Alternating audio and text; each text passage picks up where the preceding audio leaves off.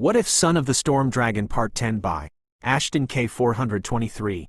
I Ren Daisuke thought my unconventional life would end after years of working in Special Forces and CIA. So imagine my surprise when I died and was reincarnated as a dragon of all things in this world filled with magic and monsters. This is the story of my adventures in the greatest journey of all time, under the new name Rimuru Tempest. Tensura AU Chapter 19. Incoming Disaster Great Forest of Jura, Day 24. A little into the borders that connected the Great Forest of Jura to the animal kingdom of Eurasania, the sounds of bones crunching and flesh being torn apart could be heard in the surrounding area. The ground and grass below were painted red with the blood of dozens of creatures. Standing on the branch of a tall tree and watching what could only be described as a bloody feast was none other than Gelmud. Gelmud was observing the approaching orc army with pride as they devoured and grew in strength. Ha! This orc lord and his army are turning out even better than I had hoped. It's only a matter of time until he evolves into the orc disaster and assumes control over the forest. Not even that insolent Majin will be able to stop him. Gelmud arrogantly thought, before his thoughts shifted to the fight with the Kijin. Though, the fact that he managed to name so many ogres and evolve them into Kijin is concerning. Gelmud had informed his master, Lord Clayman, of this development. While he was still fairly confident that the Orc Lord could defeat the damn Majin who kept interfering with him once it evolved, Clayman had expressed a desire to take a few precautionary measures, if only to ensure there wouldn't be any surprises left in the forest or possibly even being sent by the other demon lords. Wow, they sure are a gluttonous lot, aren't they, Lord Gelmud? Gelmud was brought out of his thoughts by his fellow Majin, who was dressed like a clown with a winking clown mask with rabbit-like ears. This was Laplace, who was a trusted comrade of Clayman himself, though he had taken to referring to Gelmud as Lord Gelmud, despite being considered an equal to his master. Still, Gelmud's ego appreciated the respect. Indeed, Sir Laplace, I can't thank you enough for providing the orc army this sustenance. It should help deal with the numerous unknown variables that have been popping up in the forest, Gelmud said as he looked at the orc army devouring the dozens of monster corpses that had been laid before them. Don't worry about it, we're on the same side here, so this is the least I could do. Besides, Tyr and Footman are the ones that did the actual hunting.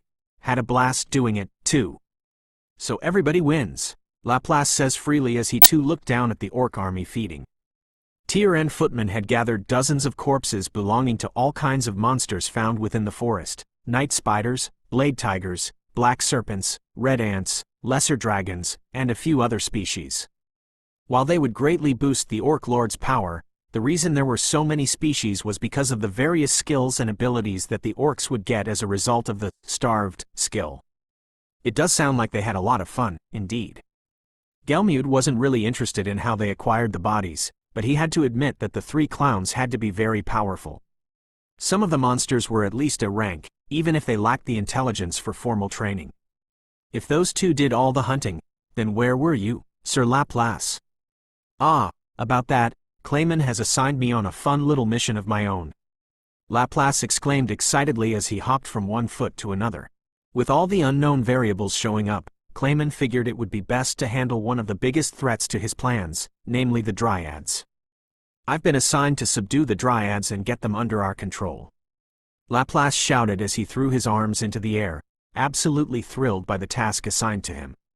Subduing the Dryads? Is such a thing even possible? Gelmud asked as he turned towards Laplace. The laughing clown was sure the Majin was sporting a confused expression under his plague mask. Don't underestimate Clayman, he's the craftiest of us all, Laplace responded as he wagged his index finger in front of Gelmud. He's given me a foolproof method of subduing them and having them under him. You just worry about the other species throughout the forest and carrying out the rest of the plan. While I'm truly grateful for this assistance, Sir Laplace, I can't help but wonder if this is truly necessary? Soon, not even the Dryads will be able to stop the Orc Lord, especially once he evolves into the Orc disaster, that is, assuming he can't beat them already. Gelmud boasted, though he was caught off guard when Laplace started laughing. But wahaha, you sound as confident as Clayman. Guess it makes sense since you're his subordinate. But like I told Clayman, getting overconfident can cost you dearly, especially as far as wildcards like this Majin you mentioned before are concerned. Laplace says in amusement, his eyes taking on a dangerous glint that had shivers crawling through Gelmud. In any case, monster corpses and the extra gift from Clayman are just in case this Majin or any other hidden monsters in the forest prove more troublesome than anticipated. If nothing else, it will serve to push the Orc Lord closer to evolving. As for the Dryads, Clayman has other plans for them. I'm guessing he wants to add them to his ranks, maybe have a few keep an eye on the Orc Lord within the forest? Who knows what's going on in his head? Boot, I heard Dryads are the protectors of this land. That means they're pretty strong. Oh goody. Looks like I get to have some fun of my own. Right, Gelmud said, not sure what else to say to the clown. He then let out a sigh. Well, I suppose if that is the will of Lord Clayman, then that's how we will proceed. I'll leave the Dryads to you, Sir Laplace. Happy hunting. I knew you would understand, Lord Gelmud. No wonder Clayman chose you for this task. Such intellect among his ranks is quite rare. Laplace said in praise as he clapped his hands, before turning back down to the orcs. Now then, it looks like this greedy lot is done feeding. Best take them to the next feeding spot before they start feeding on each other. Right, Gelmud said with a nod as he adjusted his hat. With how insatiable the hunger from starved was, it really wouldn't surprise him if the orcs started eating each other. But that would be a waste of manpower, and it had taken a lot of time and effort to get weapons and armor for over 200,000 orcs. If he could avoid any unnecessary casualties, he would do so.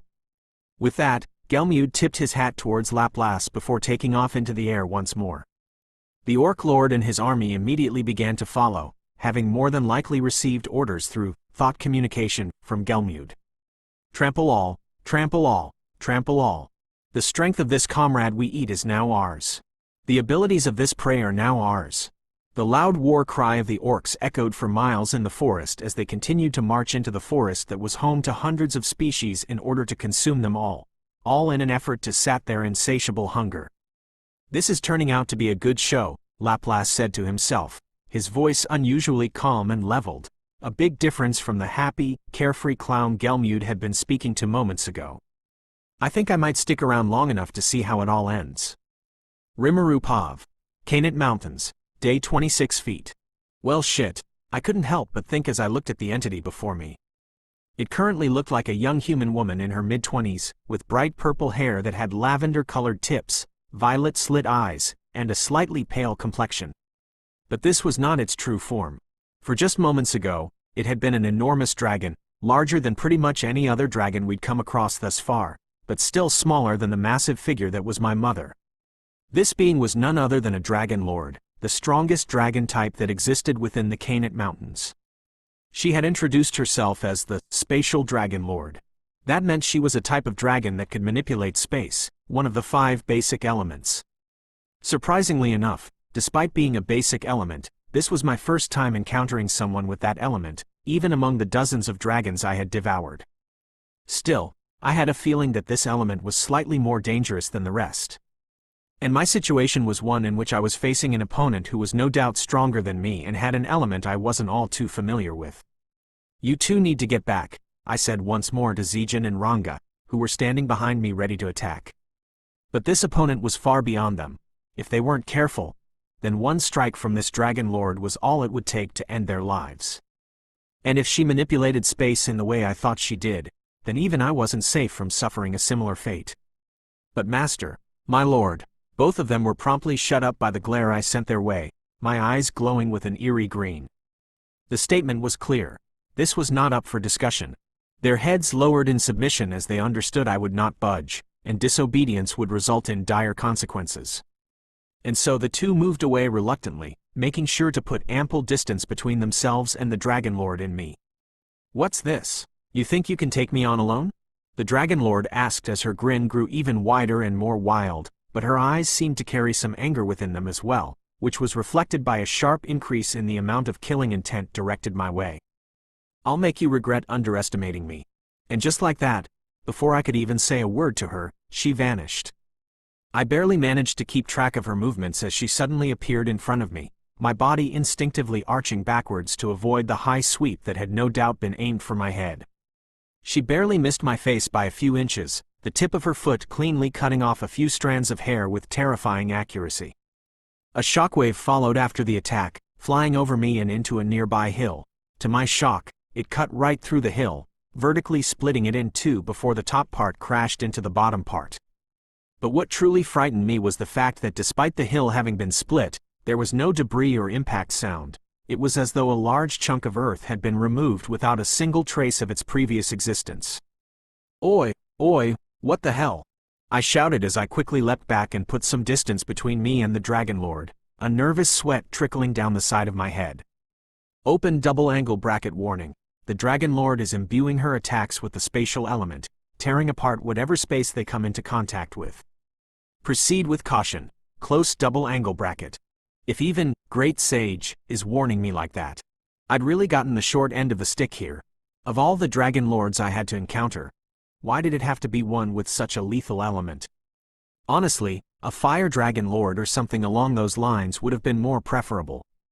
Open double angle bracket warning. Spatial distortion detected. Evade immediately. Close double angle bracket.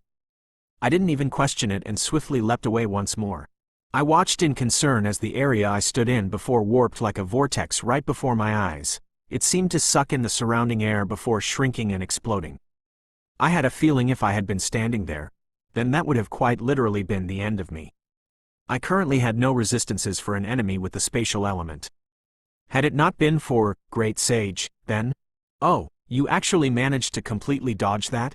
The Dragon Lord asked, sounding mildly surprised and even more excited. Most can't even sense my attacks, let alone evade them. You must be a lot stronger than you look. Does that mean we can talk this out? I asked with a nervous grin, a bead of sweat sliding down the side of my face. She was stronger than me magicule-wise and had an element I had no resistance against, so if I could get out of this without fighting, I'd take the chance. Ha! No chance in hell, brat. The Dragon Lord laughed, before her face became surprisingly serious, her eyes piercing into mine. I don't know why you're here, but you came into my domain and slaughtered dozens of my Horde members. Letting you go would be a sign of weakness to the other Dragon Lords, a weakness they may choose to exploit. Those dragons were in your Horde? If that's truly the case, then how come you're the first dragon of the space element that I've encountered? I asked in surprise. What? Do you think dragon hordes are composed exclusively of dragons of the same element? You truly are naive, the Dragon Lord mocked as she shook her head sideways. Dragon hordes prioritize strength, loyalty, and accomplishments in terms of its members, rather than the elements we individually possess. It would be particularly bad in my case, given that spatial dragons are rarer than other elemental dragons, with me being the only spatial dragon lord in the Canate Mountains. That makes sense, I guess. Regardless of the strength and number of the dragons in these mountains, it wouldn't be too practical if all the dragon hordes were exclusively comprised of the same element, even if certain dragons might prefer certain environments. I thought before responding, well, I didn't know those dragons were part of your horde. I'm not from these mountains and only came here to train and get stronger myself. I warned the dragons I fought that I merely wished to train rather than usurp their territory, but they still attacked me without provocation. They chose their fates when they disregarded my warning. I left out the fact that I devoured the dragons to gain additional power, since that would only make me look like a power-hungry conqueror, but I technically did prioritize training and refining skills and arts over devouring dragons, and I technically did offer any dragon we fought the chance to live if they ran away and not seek revenge, even if we were technically the intruders here. Only the moment they disregarded my warnings was when their fates were sealed. Oh, so you're an outsider? That explains the unfamiliar aura. A dragon of your prowess would be known within the region. After all, you've almost broken through, the Dragon Lord notes before shaking her head. I couldn't help but tilt my head slightly in confusion. What did she mean by that last part? Regardless, it only further proves that you are the invader here and that you killed members of my horde who were defending their territory, even if it was never your intention to kill them or claim my territory. And for that, you will suffer my wrath. Damn it, this will be my toughest fight yet. I mentally grimaced as I got into a fighting stance and prepared myself for the battle to come. Great Sage. Does this Dragon Lord have any weaknesses I can exploit? Open double angle bracket answer. While the Dragon Lord's power is at least 4 times greater than your own, it is known that elemental magic is strong towards certain elements and weak towards others. The element of space is strong against wind but weak against earth, So Earth Elemental Magic is recommended for best possible odds, with the user's Storm Magic also being a viable option due to having traces of the space element. Close double angle bracket, got it, and, Great Sage, I need you to reactivate Chosen One at full strength and have it work in perfect sync with both you and Desire. If I'm gonna have any chance at even surviving this fight, I'll need all the luck and advantages I can get. I'll leave the management of my skills to you.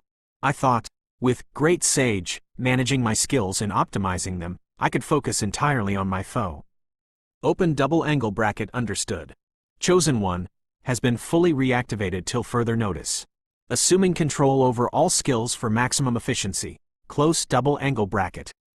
Well, it was worth giving diplomacy a shot. Besides, I get the feeling that she just wants to kill me for offing a portion of her hoard. I doubt it was anything personal like caring about the individual dragons I'd killed. It was just a matter of dragon pride. I took a deep breath and spoke one last time. For what it's worth, I apologize for killing members of your horde, and I will reiterate that I'm not here to take your territory. But if you insist on fighting me, then I'll give you a worthy fight. As you'll soon learn, I'm unlike any elemental dragon in the Canate Mountains, I firmly informed her as I flared my own aura to the max. Ha ha ha. Then show me what you can do, runt. She screamed as her own aura flared once more, much greater than my own. But for some reason, it didn't shake me as much as it did before. It was much more manageable than the first time. Was this the effect of Chosen One? Regardless, not being heavily affected by her aura meant I could now move more freely without doubts or hesitation. I could act with more confidence than before. That's right, I can do this. She may be more powerful than me, but I was more versatile in terms of skills. It may not be enough to give me a decisive edge, but as long as I could cover the gap between us and break even, then that was all I needed. Between the enhanced luck of Chosen One, the high adaptability of Desire, and the analytical abilities of Great Sage, I had a solid chance. And a chance is all I needed. A few seconds of silence passed. The only thing to be heard was the gentle breeze blowing past us. We stared at each other for a moment, and then, she moved. Just like last time, she vanished right in front of me and made a beeline for me, but this time I was ready and dashed forward myself to intercept her. I threw my fist forward as she did the same, our fists colliding as we met in the center. A giant shockwave exploded around us as a crater formed right beneath us. She seemed genuinely shocked that I'd managed to block her strike, but it wasn't a mere coincidence. The fist which had collided with her own was imbued with the dark and chaotic energy of storm magic. This was a form of true dragon magic that represented entropy and destruction of the highest level. And while it may not be on par with what my mother could do, I was at least strong enough to somewhat counter the space-tearing abilities of this dragon lord, making this fight a little more even. Open double angle bracket warning. Neither rapid regeneration nor greater heal can be used to heal damage from spatial attacks unless interference is removed. Proceed with great caution. Close double angle bracket. Damn it, I couldn't help but mentally curse. It was bad enough that she had an element that could potentially cut right through me with one mistake, but to find out I couldn't heal any of the injuries that I received from this dragon lord, that only increased the need for me to tread more carefully. The shock on the dragon lord's face quickly transformed into excitement as the two of us resumed our clash. She immediately claimed the offensive ground, her rapid swipes and kicks putting me on the evasive side of the battle. Her attacks were wild and ferocious, but there was technique to them as well. It was hard to believe that a dragon was capable of such refined technique, but thinking back on our talk, she had displayed human-level intelligence. And her human form meant she had to develop a fighting style of sorts. Not wanting to remain disadvantaged, I went low as she took another swipe at my neck before charging forward and closing the gap between us. Black magicules encased both my hands, taking the form of dragon claws. I quickly swiped my right hand upwards, only for her to halt and lean backwards. My dark claws missed her skin by a few inches, but I took quiet satisfaction in the few strands of purple hair that I managed to clip from her head. Hey, an eye for an eye. I couldn't help but grin as I thought back to the hair she more or less destroyed with her kick earlier. It was a bit petty, sure, but you can't blame me for having a bit of a competitive streak. Now to take the lead. I pressed my assault, not wanting to give her the chance to reclaim control. Using my smaller form, which was that of a young adolescent compared to the Dragon Lord's adult human form, I slipped into her guard. She was taller and had longer reach than me, but I was smaller and harder to hit. It was a small perk, but a perk nonetheless. I threw various jabs at her with my dragon claws. I was more focused on connecting the attacks than putting any real power behind them. Fortunately, she didn't seem to catch on and blocked most of my attacks. She then surprised me by grabbing my left arm and swiftly slamming me into the ground. Now, it didn't hurt given that I couldn't feel pain at all, but there was a great deal of discomfort that came with being slammed like that. I wasn't given much time to ponder, though, as she raised her right leg and brought it down, intending to crush my skull under the heel of her foot. I swiftly rolled out of the way before pushing myself off the ground and leaping away. Her foot hit the ground with a force strong enough to deepen the crater, and spiderweb cracks formed all around her. Hey, I'm not into that kind of femdom play. I mentally shouted with a gulp. Some men liked getting crushed under a woman's heel, but that was definitely not my style. Open double angle bracket notice. Damage sustained, 5%.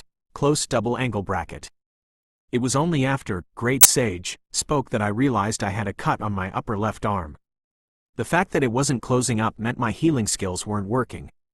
Looks like I hadn't completely evaded that heal when I rolled out of the way. The cut in itself wouldn't affect my ability to fight, but what concerned me was my inability to heal. Given that my foe was stronger than I was, she only had to land enough attacks for me to bleed out, then I'd be done for. Great Sage, analyze the wound and try to find a way to regain my regenerative abilities. If you can't, then put all your efforts into analyzing and helping me adapt to her movements. If I couldn't heal, then my only option was to minimize the amount of damage I took as much as possible. Open double angle bracket understood. Beginning analysis of the spatial interference surrounding the wound. Close double angle bracket. I felt I was pushing the processing ability of Great Sage with the number of tasks I was giving it, but I'm sure it would be able to handle it. Besides, neither of us could afford to be lax in this moment lest I die. I was relying on my partner for a lot of things so I could focus on fighting the foe in front of me. The Dragon Lord charged towards me once more. I reacted by stretching my right hand towards her, a black halo surrounding my wrist, before firing numerous laser arrows at her. The Dragon Lord didn't stop her charge even as the attack approached her. No, instead she dodged each black arrow with surprising acrobatic abilities and agility. Seeing as she was quickly closing the gap between us, I fired 3 more arrows hoping to use her close proximity to catch her off guard. Rather than being surprised, she smirked as she pressed forward. The arrows struck true this time, a large dust cloud forming from the impact. But not even a second later, she burst through the dust cloud right in front of me, her arm stretched out towards my face. My body moved before my mind could even process what was happening, instinctively leaning towards the right as her clawed hand approached. I barely managed to avoid having my head removed from the rest of my body. Instead, the Dragon Lord soared past me as I successfully leaned out of the way, though I was not unscathed. My left cheek was now sporting a rather large gash, blood slowly oozing out as the wound didn't close. If she lands enough cuts on me, she could just wait for me to bleed out or weaken from blood loss, I thought with a scowl. She was truly a troublesome opponent. Open double angle bracket notice. Solution to spatial interference found. Would you like to use the unique skill, Apex Predator, to devour this effect? Close double angle bracket? Yes. It wasn't even a question in my opinion. Still, it was a relief to know that I could somewhat counter the effects of her attacks. Still, it was best to remain cautious. Having to devour the interference first meant that my recovery speed was slowed down drastically. It was better than not being able to heal at all, but it meant she could stack up enough attacks for it to become lethal. I snapped out of my thoughts as I felt the magicules around me shift, swiftly leaping out of the way as the space distorted and exploded. I kept on moving as the Dragon Lord triggered more spatial distortions wherever I landed, numerous explosions going off as soon as I evaded. Getting caught in any one of those distortions would be enough to sever a limb or worse. Even with rapid regeneration, I wouldn't be able to recover fast enough to keep fighting. I thought nervously as I turned to the Dragon Lord, who was grinning maniacally as she continued to target me with spatial distortions. In terms of ranged attacks, she has me beat. The barrier she has around herself minimizes the effects of my attacks, and her offense is lethal to me. My odds were better in close quarters. With that thought, I used Flash Step to quickly close the gap between my opponent and me, engaging her in close quarters once more. Shockwaves erupted through the area as we clashed, our movements a blur to anyone close enough to see. I could feel Desire working to analyze her movements to copy them, and Great Sage used that data and provided methods to counter. It was only because of that I'd managed to avoid any lethal strikes from this superior opponent. Chosen One had to be buffing me up and increasing my chances as well, which was why I'd been able to land a few hits in myself. "You're actually entertaining me, Runt," the Dragon Lord shouted with a feral grin, laughing maniacally as she tilted her head to the left to avoid a swipe from my Dragon Claw. Faster than I could react, she grabbed my wrist and arm and slammed me into the ground with enough force to literally knock the air out of me. Despite the fact that I couldn't feel pain, I could still taste the metallic taste of blood in my mouth as I coughed and took in deep breaths. This was the first time I had actually bled, let alone tasted my own blood, since coming to this world. Actually, scratch that, there was the time Hakuro cut off my arm, so these cuts from the Dragon Lord seemed minor in comparison. The only irritating thing about it was the spatial interference that drastically reduced how fast I could regenerate. The ground slam was quickly followed with a powerful kick to the stomach that sent me barreling through a large rock structure. Pain nullification really was a godsend in these kinds of situations, but that didn't mean getting my ass clobbered was comfortable. Man, she's tough. And the fact that it hasn't taken effect yet means she has some serious regenerative abilities. Something beyond rapid regeneration, open double angle bracket confirmed. It can be surmised that the spatial Dragon Lord has the extra skill, ultra speed regeneration. Close double angle bracket, that's just great. But the plan is still plausible, right? I asked my trusted partner. Honestly, even with the likes of Chosen One and Desire, I had to come up with an actual plan to engage this Dragon Lord. Almost immediately after the battle started, I quickly learned that despite the effects of my unique skills, this humanoid dragon was still superior to me in all aspects. At most, my unique skills pushed me to barely break even. Which was why Great Sage had provided me with a suitable strategy. Open double angle bracket affirmative. The Dragon Lord's movements have already begun to slow down as a result of your continuous attacks.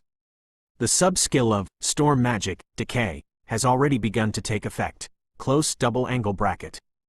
Decay, a sub-skill of Storm Magic that slowly destroys an opponent from within. It could be considered a far more potent version of the Rot skill, one that was capable of bypassing healing and regenerative abilities depending on the gap between the user and opponent. It was even capable of corroding spiritual lifeforms. While the Dragon Lord was 4 times stronger, Chosen One worked in my favor to increase the potency of the skill. The plan was simple but a lot harder to execute. Avoid getting diced while landing as many hits as possible. The Dragon Lord's ultra speed regeneration was greatly reducing the speed at which the decay was spreading. The good news was the more hits I could land, the more I could stack this effect, hence the reason I had been focusing on jabs rather than following all the way through with my punches. Desire worked to analyze her style to help avoid and counter her strikes. But even with all that, she was still giving me such a hard time. Even though I felt no pain, I knew this body couldn't keep going. My magicules were already starting to get questionably low from constantly devouring and healing spatial-based wounds and the use of storm magic, which was still pretty draining in general. I'll admit you're far stronger than the average elemental dragon. With the power you've displayed, you should have evolved by now, the Dragon Lord said as she approached me while I dusted myself off of dust and debris. She then stopped and looked at me curiously, her head tilting slightly to the side. And then there's that magic you've been using, it's quite interesting. I've never seen anything like it, a unique skill, perhaps? I couldn't help the nervous sweat that dripped down my forehead. I still needed to buy a bit more time to allow decay to start eating away at her. No doubt she was already starting to feel its effects, and the constant flow of magicules towards her regenerative abilities was bound to be taking its toll. At this point, a battle of attrition really was the best strategy.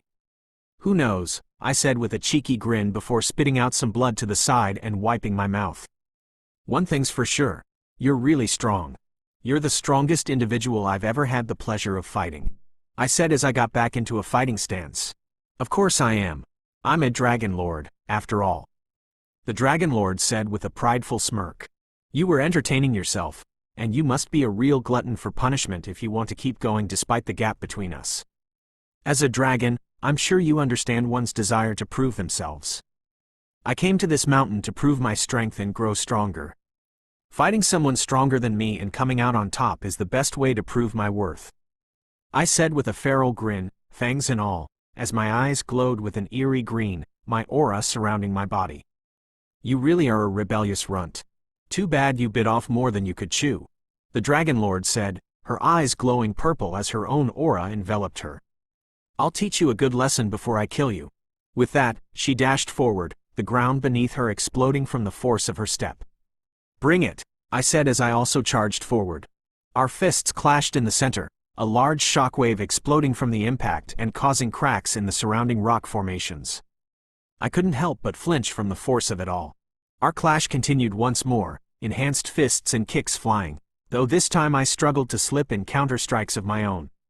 The Dragon Lord's attacks were becoming more erratic and ferocious. It was taking everything I had just to keep up and actually evade them.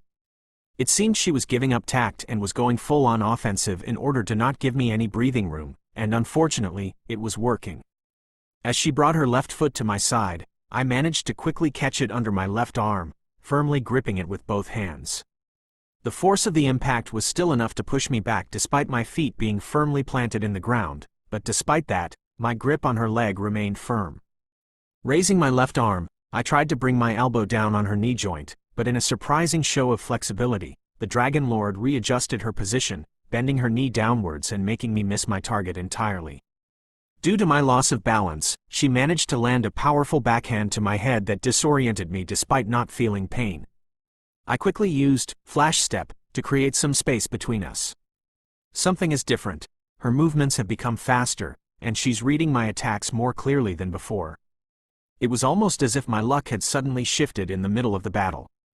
Open double angle bracket notice. Utilizing the sub-skill, Skill Disable, to suppress the target's extra skills, Ultra Speed Action, and Predictive Calculation. Close double angle bracket. I didn't bother questioning, Great Sage, and instead charged forward, black dragon claws forming around my hands. Though the drain of my magicules was quite notable, so I had to end this fast. Our clash started once more, and immediately I noticed the shift in favor. Where before she had been evading, blocking, and countering my attacks with practiced ease, the Dragon Lord was actually struggling to do so now. She was barely able to follow my attacks, and it seemed her body's physical capabilities were now on par with my own, if not slightly lower. To think two skills had given her such a big advantage. No wonder Dragon Lords were on the upper end of S rank or even special S rank. They really were on a different level. At this point, I wouldn't be surprised if she had a unique skill given the range of abilities she displayed. Given her human-level intelligence, it wasn't that far-fetched. Wait, what's going on?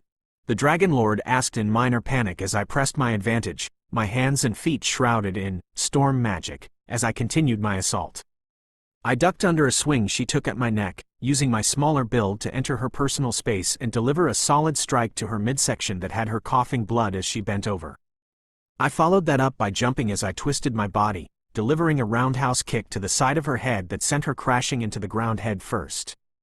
Her body rolled on the ground for a bit before she came to a stop in a crouched position. "Why you? What did you do?" she shouted as she glared at me. More than likely coming to the realization that I had tampered with her skills. Well, it was Great Sage, but not like she would be able to tell the difference. "Nothing much. I just figured you out and suppressed some of your abilities," I said with a smirk as the black magicules surrounding my arms grew in size. "This fight is over. Without your abilities, you can't beat me."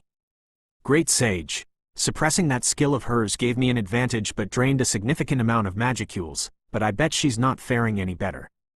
Decay has been eating away at her insides, and the constant use of her regenerative abilities in an attempt to slow it down has to be draining her as well. I still have enough in the tank for one last big move. I'll feint her, then finish this once and for all. A black halo surrounded my right wrist as I stretched my arm out towards her, firing several laser arrows towards her. "Ha! Don't get cocky on me, runt," she shouted as she stretched both hands towards the incoming black arrow-shaped beams. Multiple spatial distortions appeared between her and the incoming attack. The chaotic beams struck the warp space. The entropic magic colliding against the spatial distortion caused multiple explosions to go off, filling the area around the Dragon Lord with a cloud of smoke. Taking the presented chance, I leapt into the air, wings sprouting from my back as black magicules erupting encased them, leaving a dissolving trail. I only have one shot at this. It's all or nothing with this last attack. It was a big risk, too. I hadn't quite perfected this technique just yet. I was still working out the kinks in it. But it was the best shot I had at landing a strong enough attack on this opponent. Here goes. The smoke cleared and the Dragon Lord turned to where I previously had been. She was surprised to see me not there, but that shock quickly vanished as she looked up to where I was descending from above her, most likely having sensed the amount of magic I was pouring into this last attack. But still, You're too late. I couldn't help but think with glee as I spiraled while increasing the speed of my descent, my wings narrowing around my body. The storm magic surrounding my wings enveloped my body in a rapid drill-like structure made of black magicules. Storm Surge. I proudly called out the name of my latest attack as I crashed into the Dragon Lord at full force.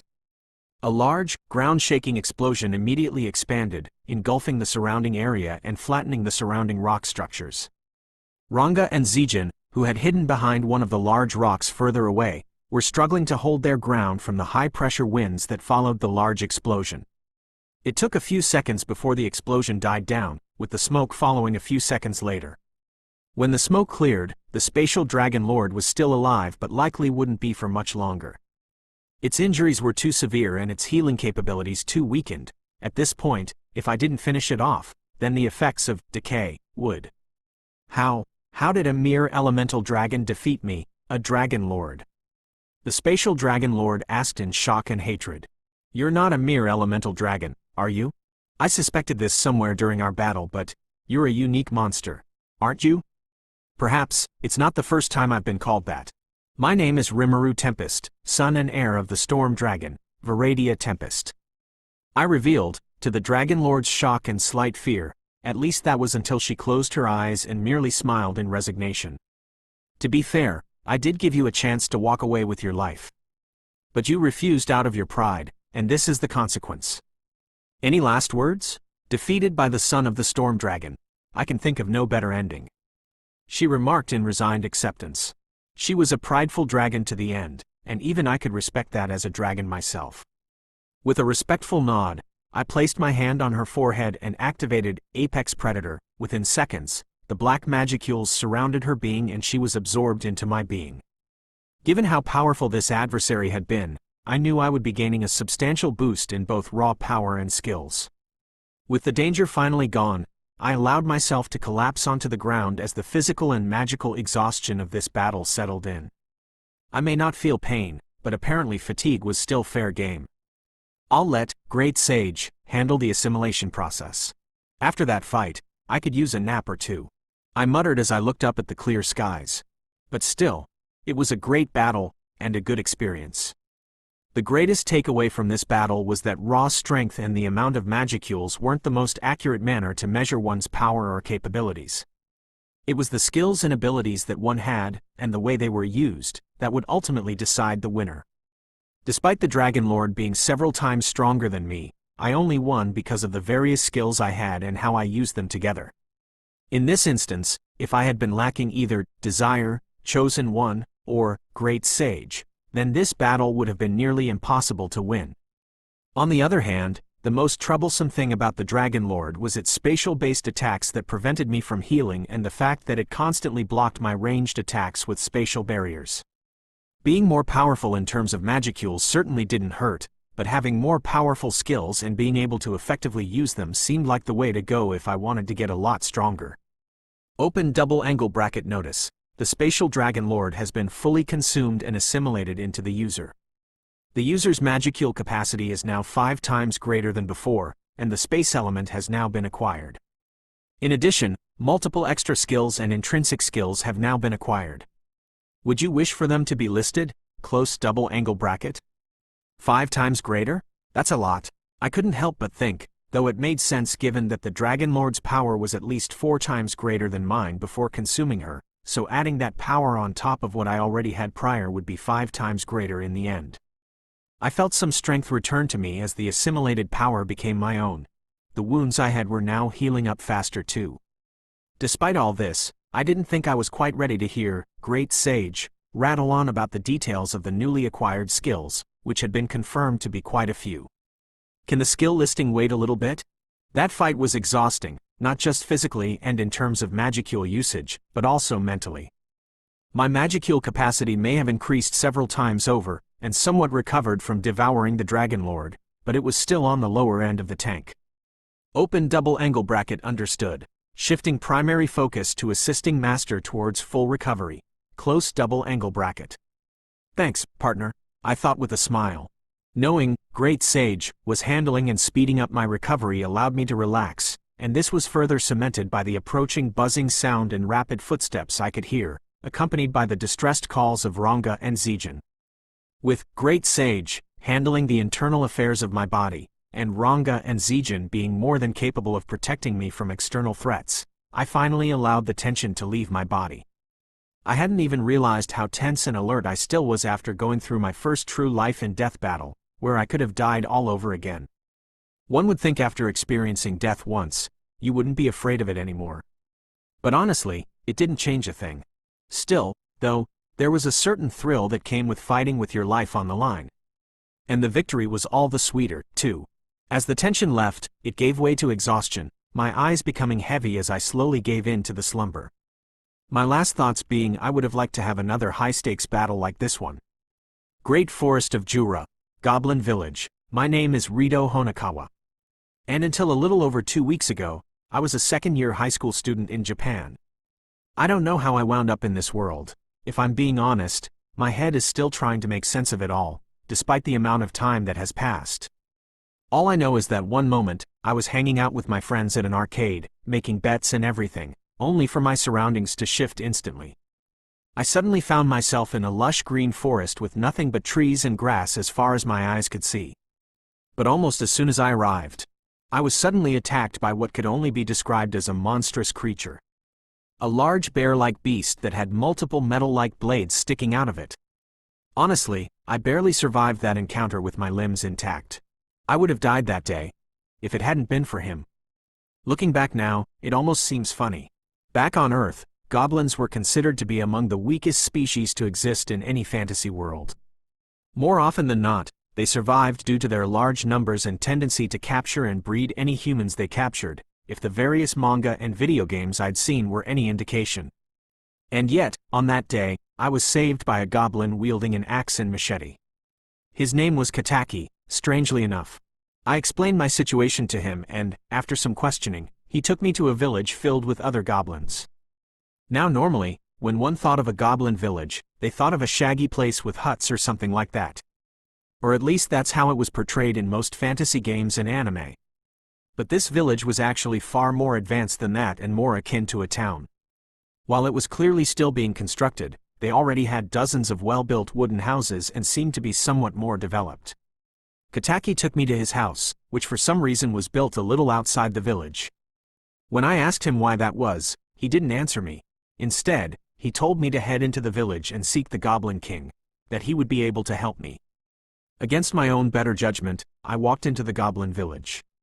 Surprisingly, the goblins here weren't as ugly as most anime and manga portrayed.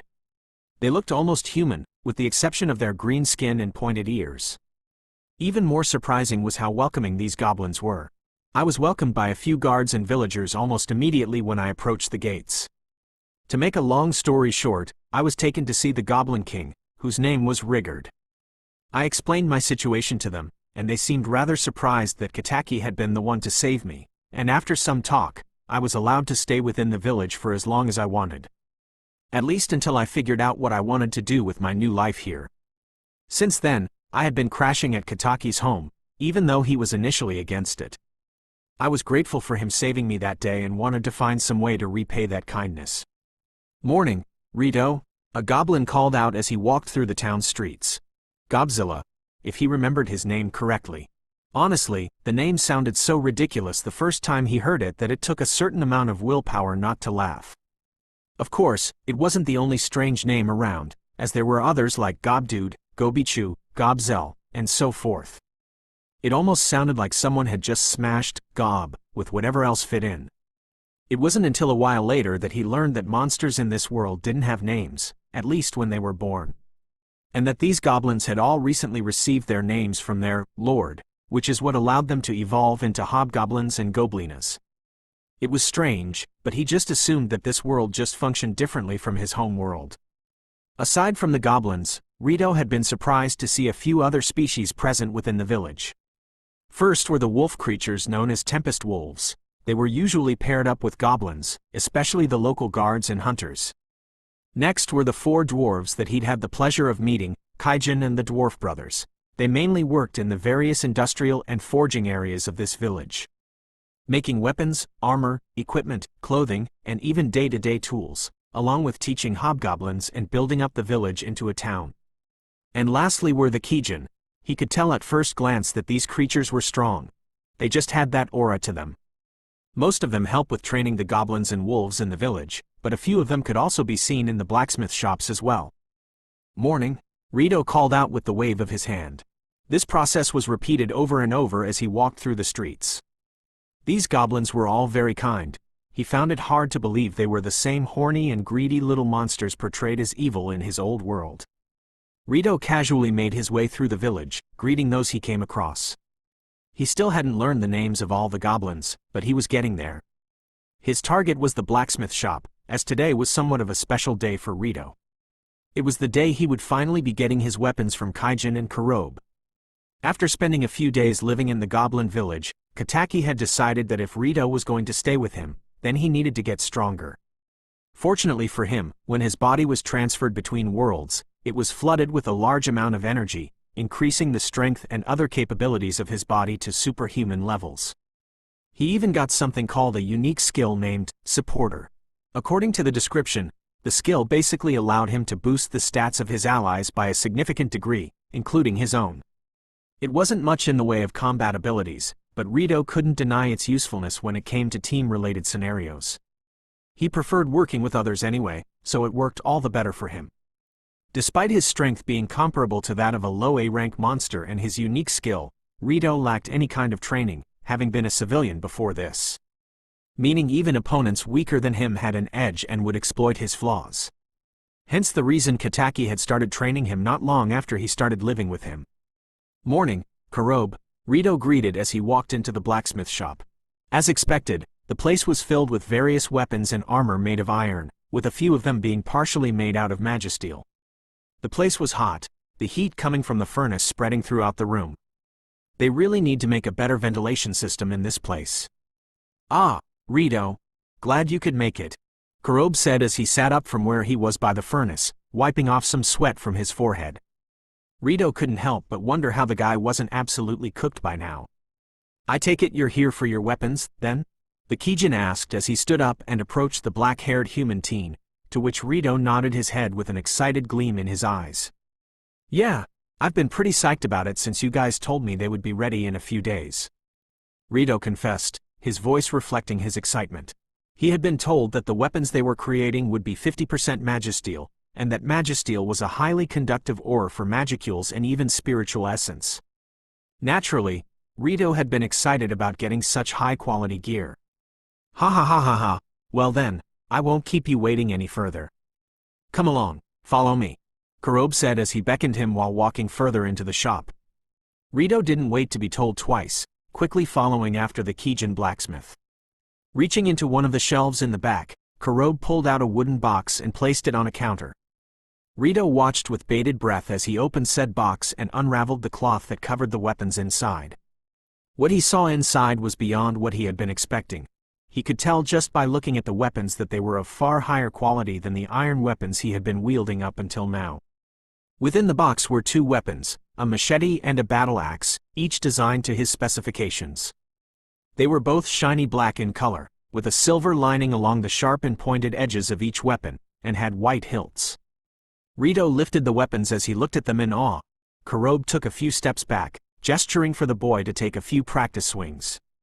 With a nod, Rito swung the axe and machete a few times, getting a feel of them but also making sure not to damage anything within the shop.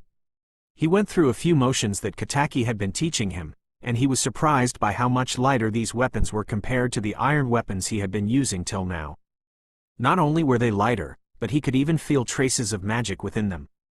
He would have to wait until he got to the training grounds before he could really test what they could do, though. "So, what do you think?" Kurobe asked with a smile as he approached the teen. "This is great.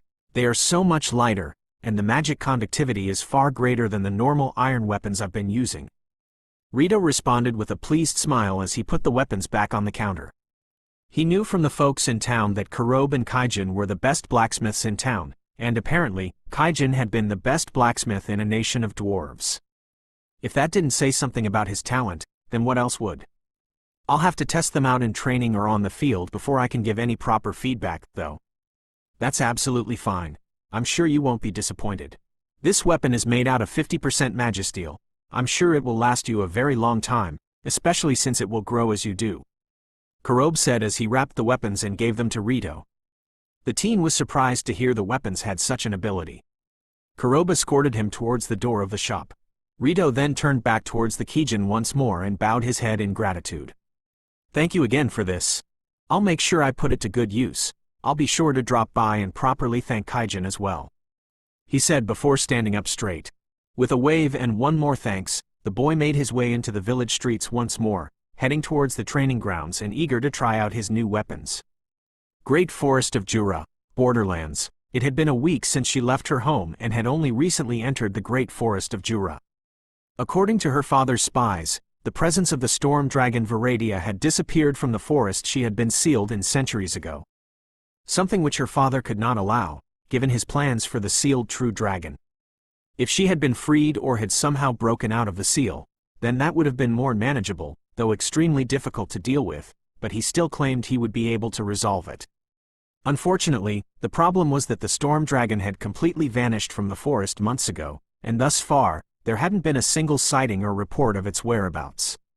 Which would prove to be rather detrimental to his plans, as the storm dragon was the key to her father's goal to become the strongest being in this new world. "Oh, right. I guess I forgot to properly introduce myself. My name is Sumair Makino, and I'm 16 years old.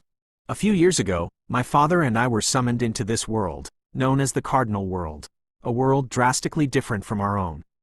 A world filled with monsters, magic, and all kinds of things you would only see in dreams or nightmares. When we first came to, we found ourselves in a nation called the Heavenly Kingdom of Angelus. A kingdom in this world that was known for worshipping angels, which apparently were also a real thing here. They even had the corpse of an archangel that they revered and worshipped. Apparently, it had perished in something called the Great Tenma War, and the people of Angelus had kept it around since, praying to it as though it were a deity or something. I initially struggled in this world, always crying and begging Dad to take us back home, especially since I missed Mom a lot. But even he didn't know the way back. However, the same could not be said for my father, who took to this world like a sponge in water. Having been a researcher in our old world, he was immediately drawn to the magic and wonder of this world.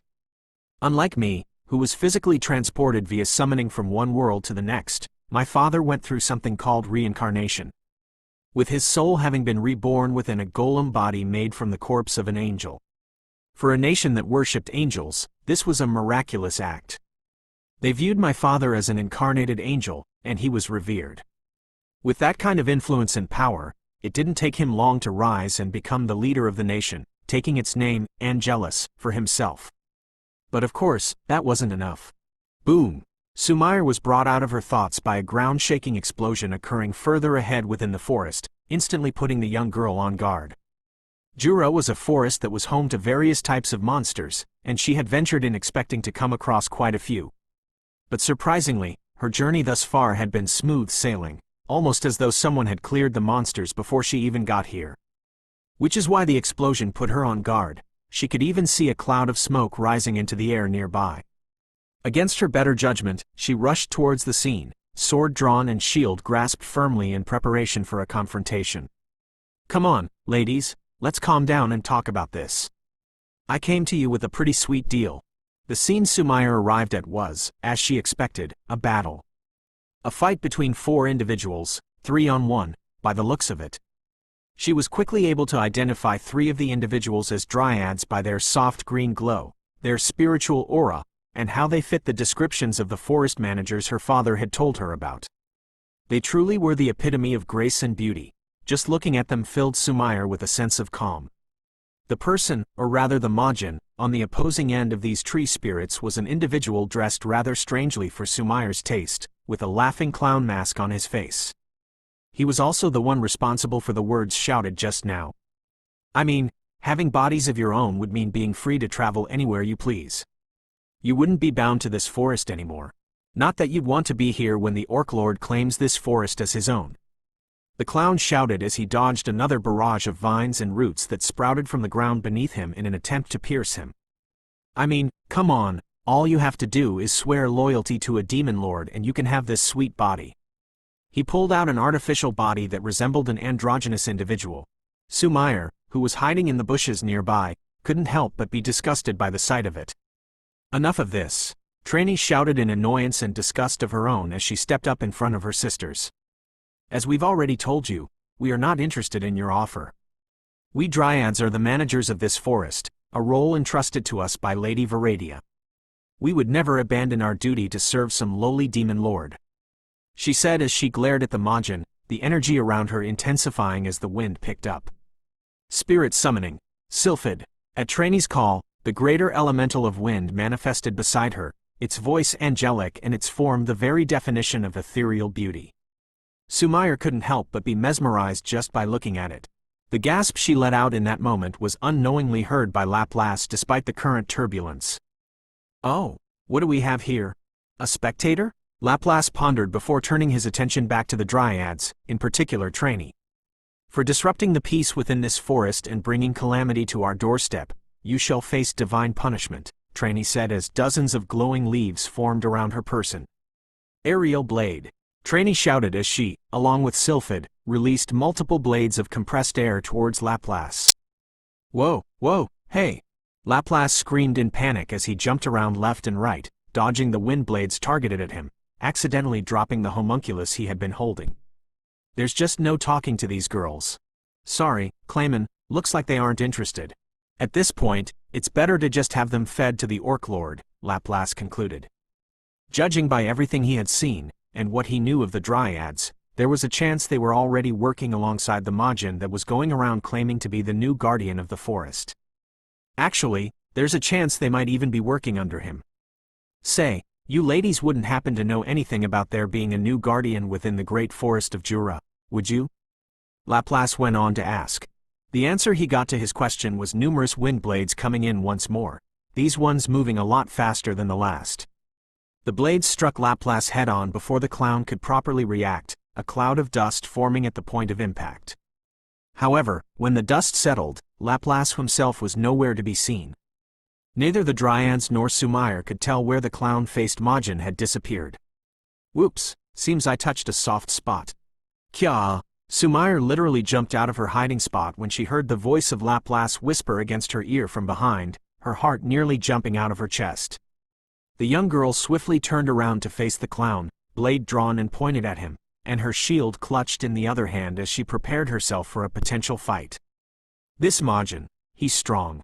Not only did he manage to hold his own against 3 dryads and even a greater elemental spirit, but he managed to completely get past my guard without me even noticing him, Sumire thought as she kept her eyes on Laplace, whose posture didn't even seem concerned, almost as though he didn't consider her a viable threat.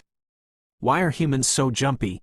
I didn't even do anything, Laplace said with a shrug before turning around and starting to walk away from the area. Well, I suppose my mission ended as a failure anyways, so I might as well get out of here, he added as he threw his hands behind his head. Trainee was just about to prevent him from escaping with another attack, but... Wait, Sumire suddenly called out, her voice quivering slightly, prompting Laplace to stop. He turned his head back to look at the girl from the corner of his eye. It was only out of mild curiosity that the clown had stopped, and because he didn't consider anyone here to be a threat to his life. Earlier on, you mentioned the Orc Lord. Sumire spoke up, gathering the courage to speak without seeming like a coward. What do you know about him and the army marching through the forest? Sumire asked. That was one of the reasons she was here in the first place, to learn about the orc army that had been seen entering the great forest of Jura from the borders near Eurasania. Even Trainee and her sisters stopped and turned to Sumair, now more curious as to who the girl was and how she was aware of what was going on. "Oh, are you curious?" Laplace said almost teasingly as he turned to fully face the girl and dryads once more. "Unfortunately, I'm not at liberty to share that information. If you want to find out how this particular story ends, then you're gonna have to stick around and find out." Toodles. Before any of them could react, Laplace threw 4 orange balls that appeared between his fingers onto the ground. A burst of orange smoke suddenly blocked their view of the clown. When it cleared, he was gone, without a single trace of his presence remaining. He escaped. "How disappointing," Trainee said with a sigh as Sylphid vanished from her side, returning to the spirit realm. There's a chance that this Majin was working alongside Gelmude. Both of them spoke about being in service of a demon lord, Doris pointed out, to which Trainee nodded her head in agreement. "Big sister, what do we do with this thing?" Tria asked, her tone carrying hints of displeasure as she walked over to the body that Laplace had left behind in his retreat. Trainee and Doris couldn't help but also frown in disgust at the sight of it. "Dispose of it," Trainee replied quickly in irritation. "To think that Majin tried to earn our loyalty by offering us a corpse without a soul. The nerve. Wait, you can't just throw that away," Sumair suddenly shouted as she held her hands out to stop Tria. Her eyes widened immediately after as she realized what she had just done, shouting at a dryad. "And why not?" Trainee asked as she and her sisters turned their attention to Sumair, making the young girl more than a little bit nervous to be under the eyes of not just 1, but 3 dryads. Regardless, she gathered up the courage to speak, wanting to explain the value of the body they were just going to throw away. "That body's a homunculus. An artificial body, or humanoid vessel if you prefer, made for spiritual life forms or souls to inhabit and gain a material form. It's a very rare and valuable thing that's only commonly found in the sorceress dynasty of Sarian. But even then, Sarian refuses to share the methods of creating such a body, and they most certainly don't trade it," Sumair said as she looked at the artificial body on the ground. "Honestly, I was rather shocked to see that this Majin was just casually carrying one around." The only reason Sumair knew about this was because she had been looking into acquiring a body for one of her friends back home.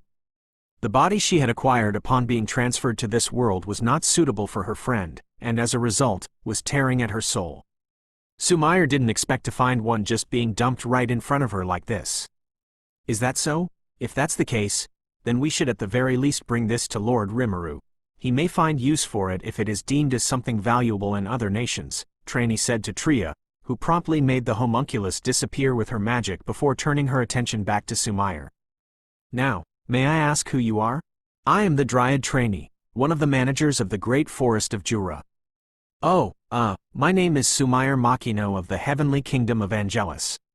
"It's nice to meet you," Sumair said with a bow of her head. Trainee and her sisters seemed to relax a bit more around her, as they were able to tell that she meant them no harm. "I see. May I ask what brings you to this forest? Judging by the fact that you're already aware of the fact that danger lurks within these lands, I can only assume you're here to either observe or intervene?" Trainee asked, referring to the way that Sumair had questioned Laplace about the Orc Lord and his army. Well, yeah.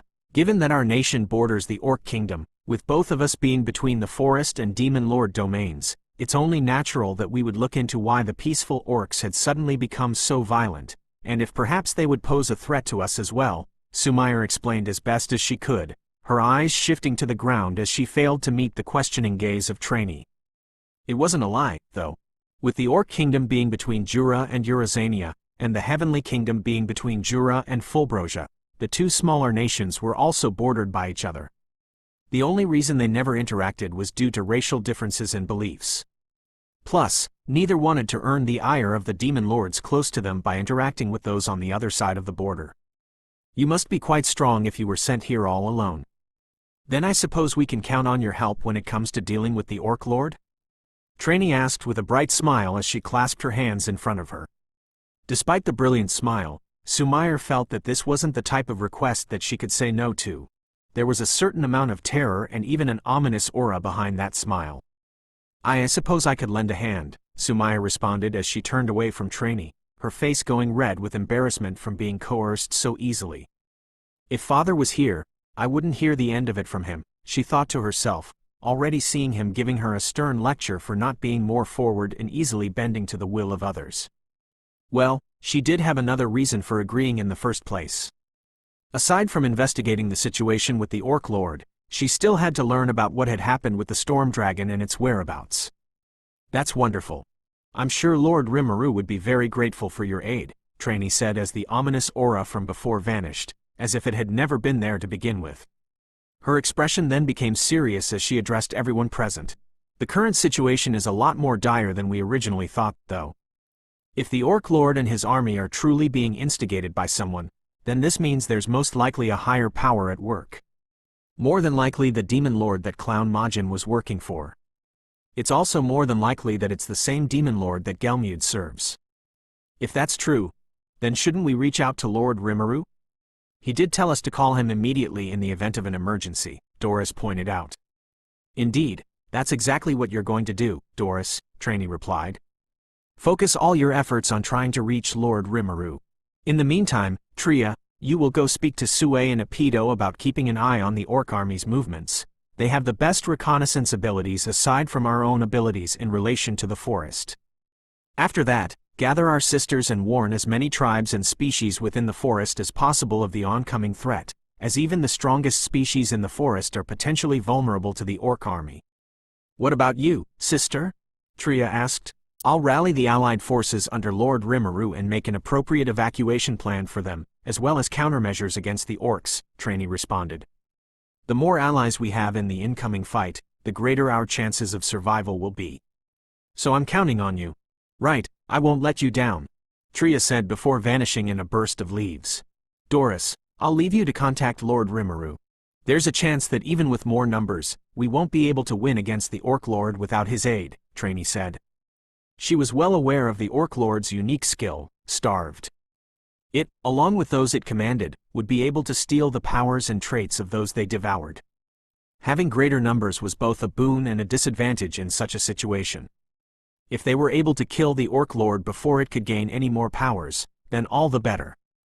Otherwise, the longer the battle dragged out. Leave it to me, Doris said before she too vanished. Trainee then turned toward Sumair with a smile. Well then, I guess that just leaves us. Please follow me, Sumair. All right, Canaan Mountains. Ah, Rimuru groaned as he regained consciousness, sitting up straight as he rubbed the back of his head.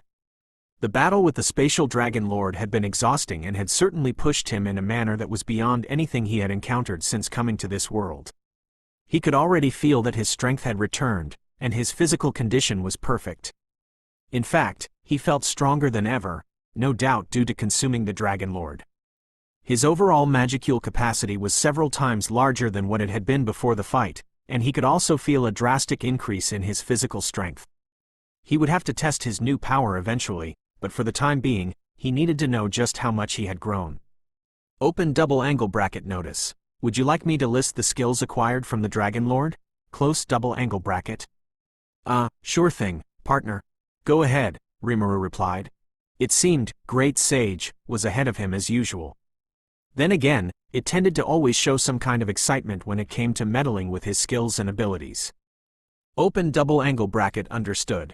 The following extra skills were gained from the consumption of the Spatial Dragon Lord. Universal Shapeshift allows the user to freely alter their bodily properties and disguise their appearance however they desire, with hardly any effort. Mana Manipulation allows the user to better control mana, allowing for exceptional direct manipulation of magicules and molecules in the air to utilize various elements, while also allowing the user to disrupt the usage of magic by others. Also greatly increases the user's resistance to magic. Predictive Calculation allows the user to calculate something and predict outcomes based on their calculations. Can be used to read the flow of power to prevent waste and predict the future of any actions or events with complex calculations. Ultra Speed Regeneration grants the user incredible regenerative properties far superior to those afforded by Rapid Regeneration. Any injury and damage that doesn't instantaneously kill the user can be regenerated very quickly as long as the user has magicules. Spatial Domination gives the user complete control over the element of space. It allows the user to freely switch between spaces, performing teleportation easily, creating or imbuing attacks with the spatial element, creating pocket dimensions, as well as blocking or restricting others from using spatial abilities. Furthermore, the user has also acquired the extra skills, Ultra Speed Action, Ultra Speed Reaction, Ultra Sense, and Ultra Intuition. Using Degenerate, the 4 extra skills were merged and amplified to form the extra skill, Ultra Instinct, allowing the user to detect and discern anything, no matter how abstract, and automatically act or react to any situation or threat with the best possible move with near-perfect timing and judgment. After devouring the Dragon Lord, the intrinsic skill, Dragon Scales, has evolved into Iron Scales, greatly boosting the user's overall defensive abilities. Close double angle bracket. Whoa, no wonder this dragon was so hard to beat.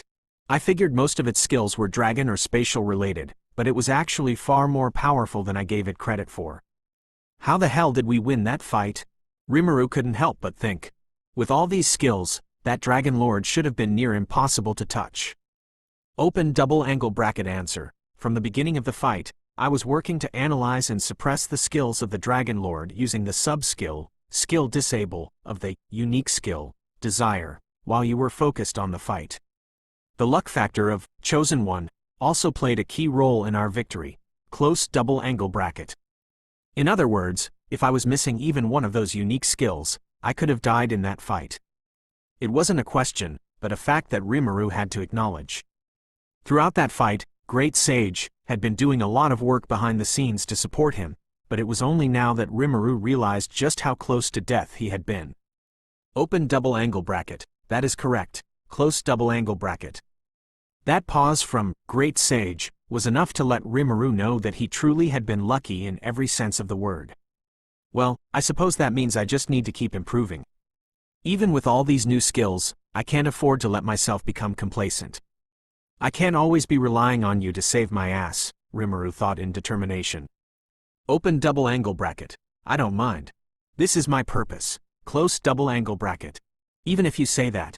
Rimuru shook his head sideways as he stood up. He knew, Great Sage, meant well, that it liked when he relied on it, but Rimuru wanted to lessen its burden by mastering more of his abilities faster. At least that way, it would have room to focus on the more important stuff. Deciding to leave that conversation there, Rimuru looked at his surroundings and realized he was in a cave. A rather large one, at that. It must have been the den of the Dragon Lord, as he could feel a faint trace of its aura and scent around the place. More than likely, Ranga and Zijin had brought him here after he passed out from the fight. Walking towards the entrance, he saw both Zijin and Ranga keeping guard. Ranga, Zijin, he called out to them, prompting them to swiftly turn their heads toward him. Master, Lord Rimuru, Ranga and Zijin shouted respectively. Ranga quickly crashed his body into Rimuru, nuzzling against him affectionately. Zijin, on the other hand, came close but didn't do anything overly dramatic. I'm so happy to see that you are awake, Master, Ranga said excitedly. Indeed, I'm glad to see you fully recovered, my lord, Zijin said, expressing his own relief. Sorry if I worried the two of you, but thank you for keeping watch and making sure I was safe. Rimuru thanked them with a smile as he rubbed the tops of their heads. At this point, he thought it was better for them to just go back home. This journey had proved to be far more fruitful than he thought it would be, having grown several times stronger and significantly improved his technique in the last few weeks, along with acquiring multiple extra skills that would be extremely useful in the long run. And not just him. Ranga and Zijin had each grown considerably as well, with Great Sage hinting at the possibility of Ranga evolving soon due to having been exposed to Rimuru's magicules within his shadow. All in all, the trip was worth it. There was no need to risk their lives further or disrupt the status quo here within these mountains. He was likely already pushing it with all the dragons he consumed, especially the spatial Dragon Lord, and he wasn't eager to fight any other Dragon Lords even with his greater power. And that wasn't even considering the possibility of stirring up trouble for Dwargon if he tried fighting any more of the stronger dragons, as Kaijin warned him beforehand. Open double angle bracket notice. Strange magical signature has been detected nearby. Close double angle bracket. Huh? Rimuru was caught off guard by the sudden alert. Is it another hostile? Open double angle bracket. No hostile intent detected. Close double angle bracket. Rimuru took a second to think about it. On one hand, he had just come from a battle that he barely came out alive from, and more than anything, he just wanted to go home. But he couldn't deny that his curiosity had been piqued. Rimuru had Ranga and Zijin get in his shadow, following the directions of Great Sage. With spatial domination, he could now just vanish in an instant in the event that trouble awaited them at the source of this strange magic energy. It didn't take him long until he reached two large gates built at the base of an enormous rock-like structure, with intricate carvings on the pillars near the gates. These things looked very old, thousands of years old. Why am I getting a strange sense of déjà vu? Rimuru questioned out loud as he gazed at the large gates. For a moment, he was almost reminded of the sealed cave where his mother had been sealed for the last 300 years. Being this close to the gate, I can feel the strange energy that Great Sage was talking about. Whatever was beyond these gates had a strong presence, far stronger than the power Rimuru had even after eating the spatial dragon lord. And he could sense no malice or hostility from whatever it was. In fact, he couldn't even sense any emotions at all. Well, I won't get anywhere just standing around out here, he thought to himself before pushing the large doors apart. A bright light greeted him as he did so, forcing him to close his eyes shut. When his eyes adapted to the sudden light, they couldn't help but widen at what he saw. Well, what are the odds of that? Chapter 20. Calm before the storm. It had been 2 days since Sumair came across Trainee and her sisters fighting that strange Majin within the great forest of Jura. The two of them had made their way to an ogre village that was on the southwestern side of the forest, home to about 500 ogres, though what surprised Sumair even more was the fact that there were a little over 24 Kijin currently in this village as well. From what she knew, Kijin were supposed to be rarely born from ogres, and the chances of this many ogres evolving naturally was almost zero. It wasn't until she learned that they had been named that things finally made sense. But that also brought about its own set of questions. Who in the world is strong enough to name dozens of monsters and evolve them into a rank? That had been the first question to pop into her mind, but she decided to hold off on asking any questions. Another surprise were the ogres and Kijin themselves, and the village they lived in. Sumair was quick to note many things about them almost instantly. Their houses were built far better than what most would expect of monsters. They dressed in kimonos and yukatas. Their warriors were dressed in armor that greatly resembled those of samurai, and their mannerisms in general displayed a level of culture and intelligence that one normally wouldn't see in monsters. This place almost seems human, and like something from feudal Japan, no less. I see, so that's what happened, Trainee stated as she closed her eyes in thought, bringing Sumair's attention back to the conversation at hand. Almost immediately after they had arrived, with the ogres and Kijin respectfully welcoming them, Trainee asked Akatsuki to call forth his council. Which led to her and Sumair being taken for a meeting with the rest of the ogre village's council. Akatsuki had just finished recounting the village's encounter with Gelmud and the attack on the village by the demons he summoned, as well as the results of it all. Fortunately, there had been no casualties, and any injuries that were sustained were fully recovered thanks to the potions provided by Lord Rimuru, who Sumair learned was a powerful Majin who the ogres and Kijin served. But unfortunately, Gelmud had managed to escape. Still, without any casualties, there was no reason for them to complain. More than anything, it was his wording as he left that concerned me. He almost seemed to rejoice when he saw that many among us were evolved, claiming that we would serve as fodder for his plans. I initially took it as the ramblings of a lunatic, but I still couldn't shake the feeling there was something more to that, Akatsuki said with a small frown. Trainee's gaze shifted to Sumair, who nodded her head with a serious expression as she understood what the Dryad was most likely thinking.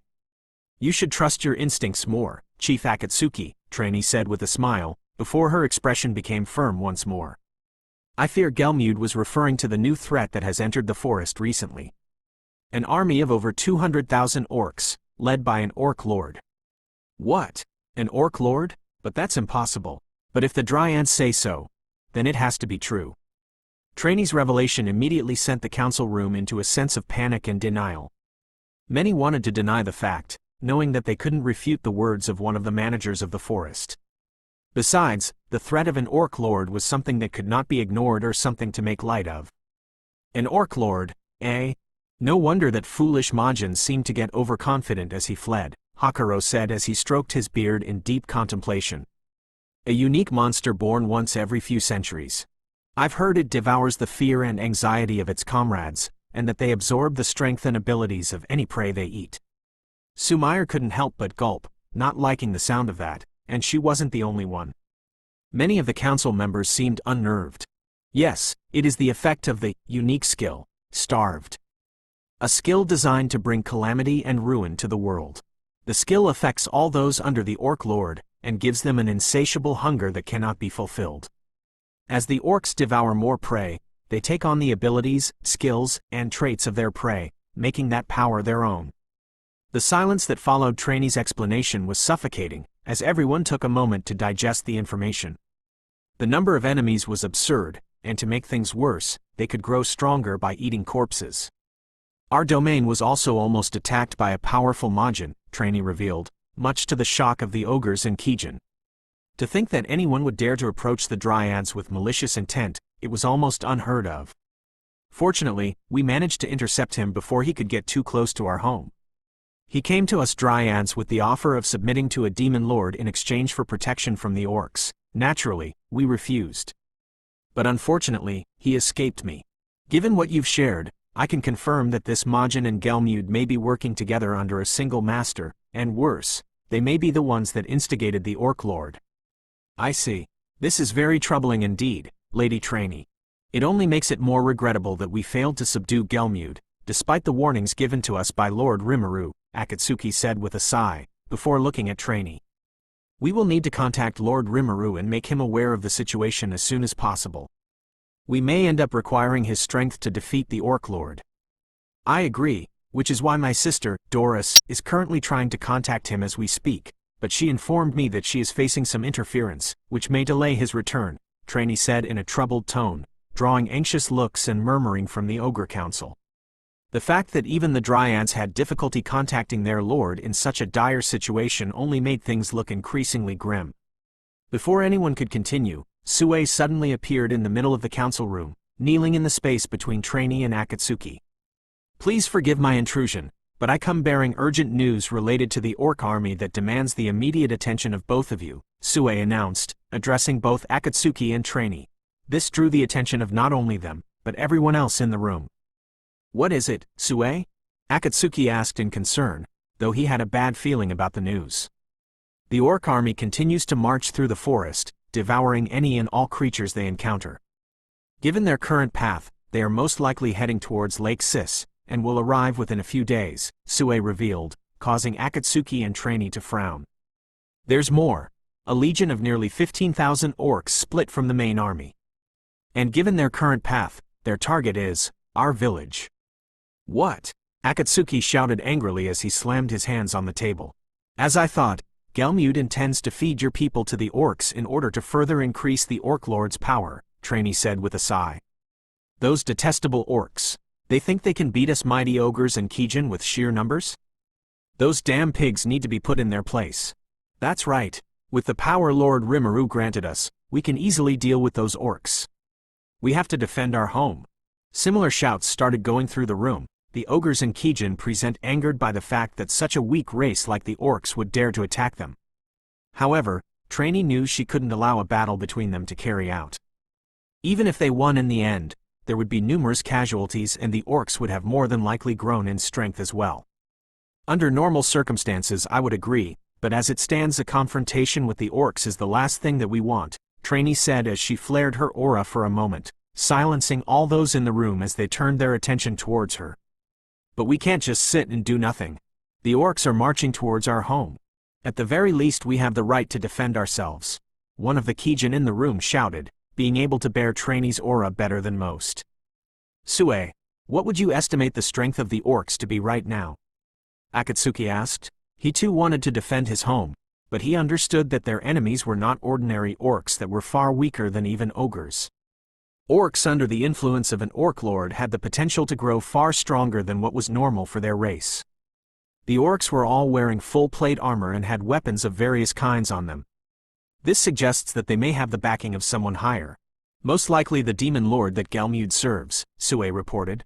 Additionally, thanks to Apido, we were able to confirm a wide variety of mutations among the orc army, most likely as a result of the different prey they have devoured. Some possessing dragon-like scales, others with metal blades sticking out of their bodies similar to the blade tiger, some with sharp senses that made getting close difficult. All in all, their strength is far greater than what the average orc should have, and their abilities are just as versatile. Each word by Sue brought more and more distress to those present. The ogres and Kijin realized that this battle wouldn't be as cut and dry as they had initially believed it would be. The orcs' power had greatly risen, and their numbers were overwhelming for their village of 500. This situation is far more dangerous than I thought. This level of growth. At this rate the Orc Lord might evolve. Trainee's eyes widened as she realized the likely goal of Gelmud and the one who commands him. The Orc disaster. Of course, how could I not have seen this? Trainee suddenly said, suddenly seeming deeply troubled. An expression of horror settled on all those in the room as the gravity of the situation settled in on them. An Orc Lord was already bad enough, even without the massive Orc army following it, but an Orc disaster was an entirely different level. It was said to be a disaster-class monster, one with the potential to grow to the level of a demon lord. If such a being was to awaken, there was nothing any of the monsters present in the forest would be able to do against such a force. And if the Orc Lord were to evolve, who knew just how much further his army would grow due to the effects of starved? You may not want to hear this, but... Trainee started as all eyes once more turned to her. But it may be best to abandon this village. We can't afford a direct confrontation with the orcs. Lady Trainee, how can you suggest such a thing?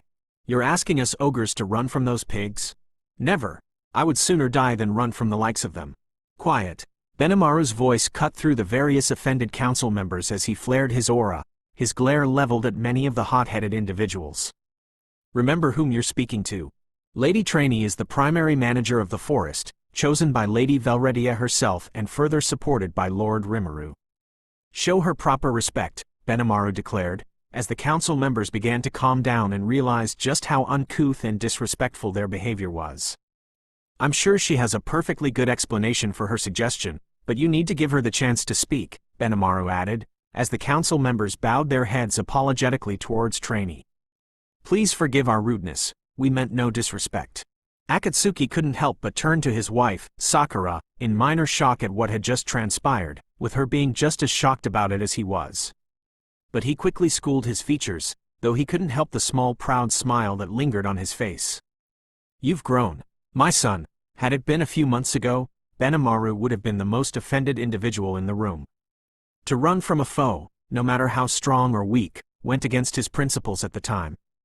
But he's learned from his mistakes after the way he offended Lord Rimuru long ago, and since then has continued to grow in a manner that surprised those closest to him. Not just in strength, but in maturity too. It was something Akatsuki and Sakura took pride in, and were eternally grateful to Rimuru for. Thank you, Benimaru. Trainee nodded in thanks towards the young master before looking back at the rest of the Ogre Council. Surprisingly, her eyes held no anger or ill will, but instead a level of understanding could be seen from them. Please raise your heads, there is no need to apologize. This is your home, so it is only natural that you would react in this manner to being asked to abandon it, Trainee added as the council members slowly raised their heads, grateful for her forgiveness. It is true that the ogres of this village are indeed among the strongest and most skilled monsters in the western side of the forest, with your strength having grown further since some of you were named. But the enemy we face is not a normal one. Under normal circumstances, I wouldn't doubt your ability to prevail over the orcs, but as things stand, it would take only one mistake for the tide of the battle to turn against you. You mean because of the unique skill, starved? Hakuro spoke up. Yes, as it stands, we don't know just how much Gelmud has fed the orc army, and how much their strength has grown. But from what Sue has described, we can expect their abilities to be diverse and their strength far beyond our normal expectations. All it would take is the death of a single ogre, or worse a Kijin, and the entire orc army would gain their powers and abilities. Worse, the orc lord would be that much closer to evolving, Trainee explained her reasoning. If possible, I'd like to deprive it of as much nourishment as possible, and prevent its evolution so we stand a better chance at defeating it. I see. You want to buy time for us to make a last stand where we can fight the orc lord directly, Akatsuki said with a frown. Exactly. Fighting the orcs serves no purpose if we cannot get to the orc lord. Otherwise, all we would be doing is giving it more power. The best option is to evacuate the village and regroup with the other races of the Alliance at Lake Sis, which is where the main army is heading. My sisters are currently seeking out more allies across the forest, even on the eastern side, and the goblin village is being used as a refuge as per Lord Rimuru's orders. The non-combatants will be guided toward the sealed cave where they will be protected, while warriors confront the Orc Lord and his army at Lake Sis. The goal is to kill the Orc Lord before he can evolve. We do that, and the rest of the orcs will lose all the power they gained from the effects of starved. Nobody in the room could refute Trainee's logic. Not Akatsuki, not Benimaru, not Hakuro, not even the council members that had spoken against her earlier.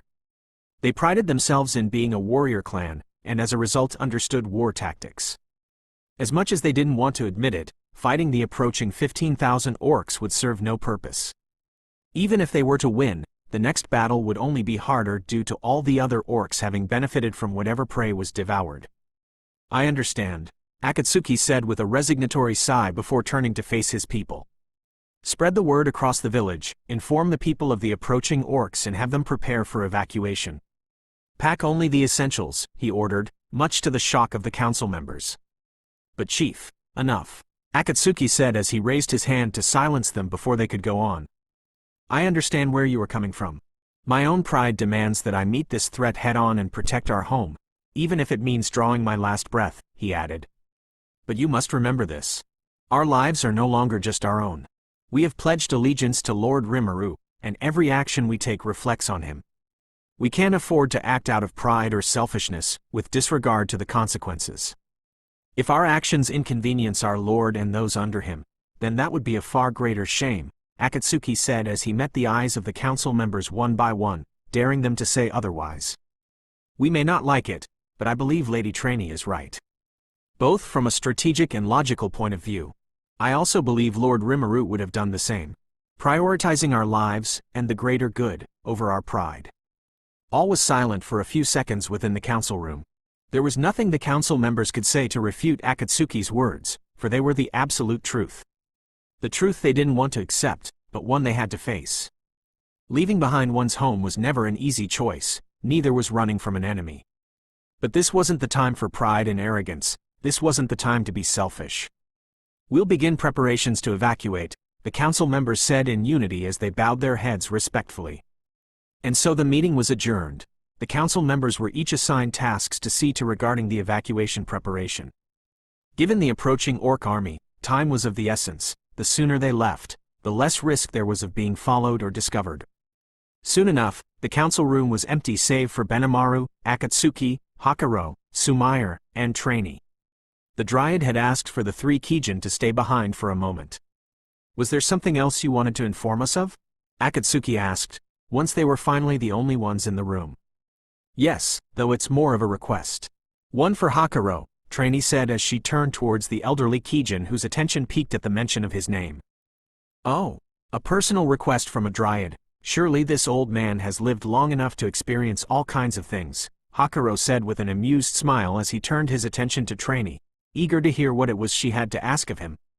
As I said earlier, my sisters are currently gathering more allies and spreading word across the forest about the Orc Lord and his army, including races on the eastern side of the forest that have rejected the rule of the Dryads.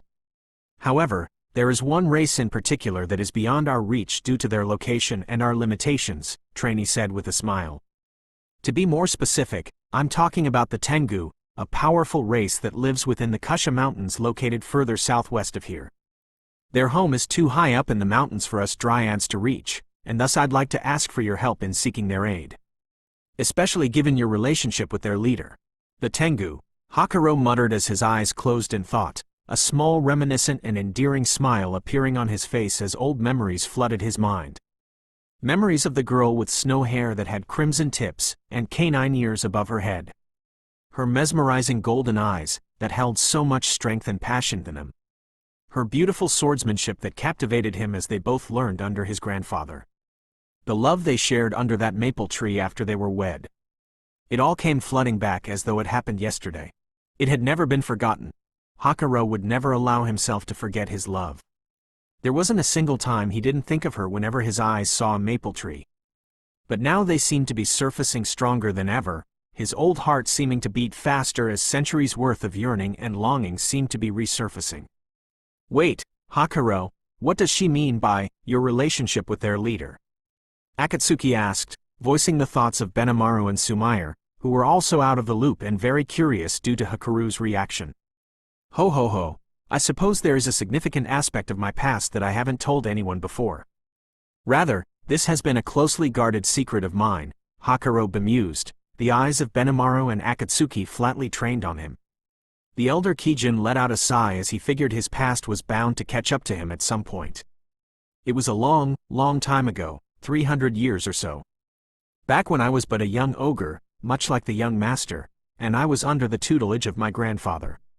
But what you perhaps didn't know was that I wasn't the only disciple my grandfather had at the time. Wait, Byakuya Araki had another disciple? Benimaru asked in shock. He was aware that Hikaru had trained under the legendary swordsman of their village, but he was unaware that there had been someone else who learned directly under him. And judging by his father's reaction, he too seemed just as surprised to learn that. She was an outsider of our village, and not an ogre. Though she did live among us during the time she was under grandfather's tutelage, Hikaru said, her name was Kaide, and she was my junior disciple, and soon after grandfather passed. She was my wife. I'm sorry, did you just say, wife?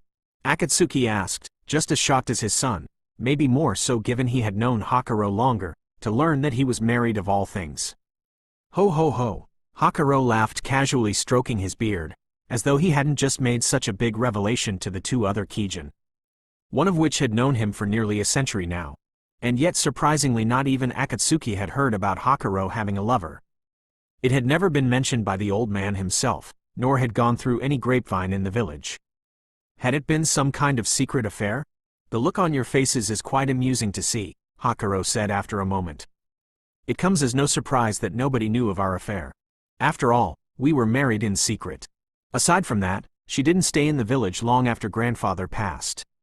Having learned all she could, she returned to her people. She had responsibilities waiting for her there, and I couldn't abandon my responsibilities to my own people. So in the end, we were forced to go our separate ways, Hikaru said, his expression somber and forlorn. That sounds like a beautiful yet tragic love story, Sumair suddenly said, tearing up a little from Hikaru's tale. Indeed, but at this moment, it also presents an opportunity for us to negotiate with the Tengu, Trainee said. She hated to sound like the heartless one, but time was of the essence, and the sooner they got back on track, the better. I understand what needs to be done, Hikaru said with the nod of his head. Though I can't guarantee anything, I will do my best to persuade the Tengu to join us in the coming battle, the elder Kijin added. His heart beat faster at the prospect of seeing Kaide again after nearly 300 years. He was both excited and fearful, many questions plaguing his mind regarding the one he once called wife. Did she still feel the same way he did? Had she moved on, started a new life with a family of her own? Did she still think of him the same way he constantly thought of her? All these questions plagued his mind, making him fearful of the potential answers. But he wouldn't run away from the truth. Regardless of how much it hurt. Just being able to see her again after all these years would be a blessing for him, regardless of the truth.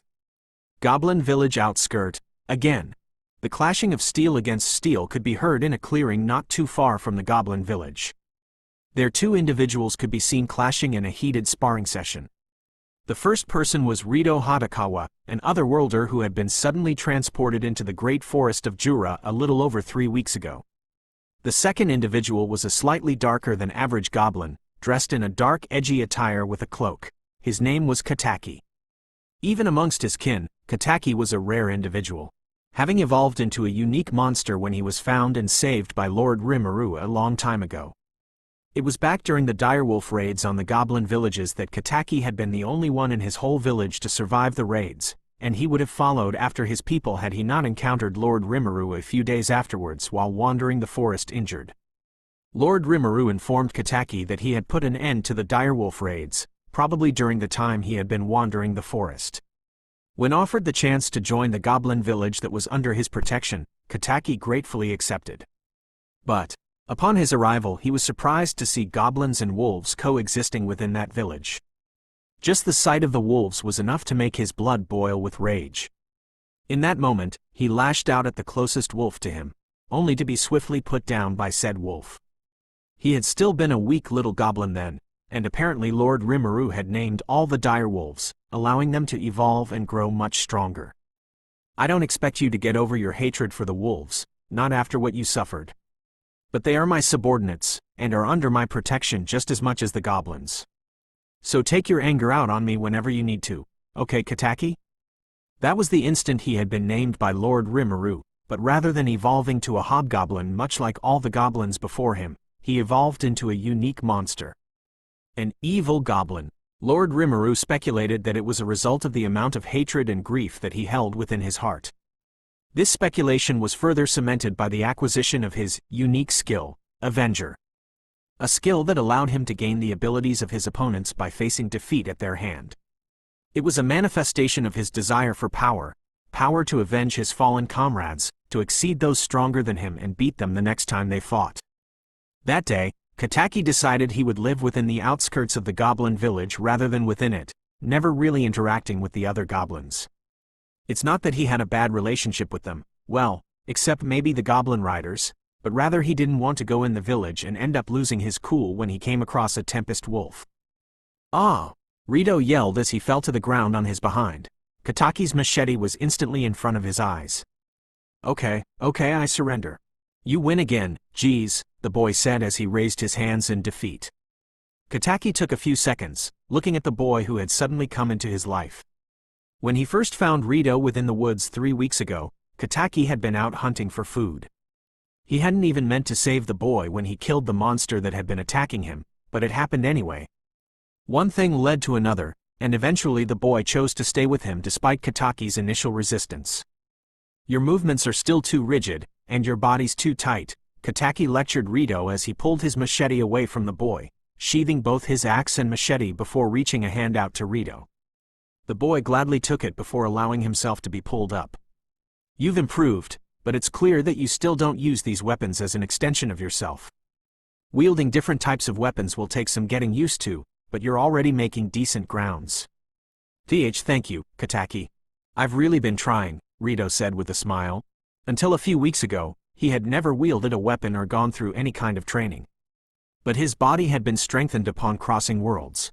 Technically speaking, Rito was significantly stronger than Kataki in terms of physical capabilities, but his complete lack of training showed in how Kataki would beat him through sheer skill and ability. In the 3 weeks since migrating, he had improved significantly, slowly closing the gap as he learned to use his new weapons. Keep it up, the evil goblin said with a simple nod. Anyways, let's take a break for now. We'll go hunting in a little while.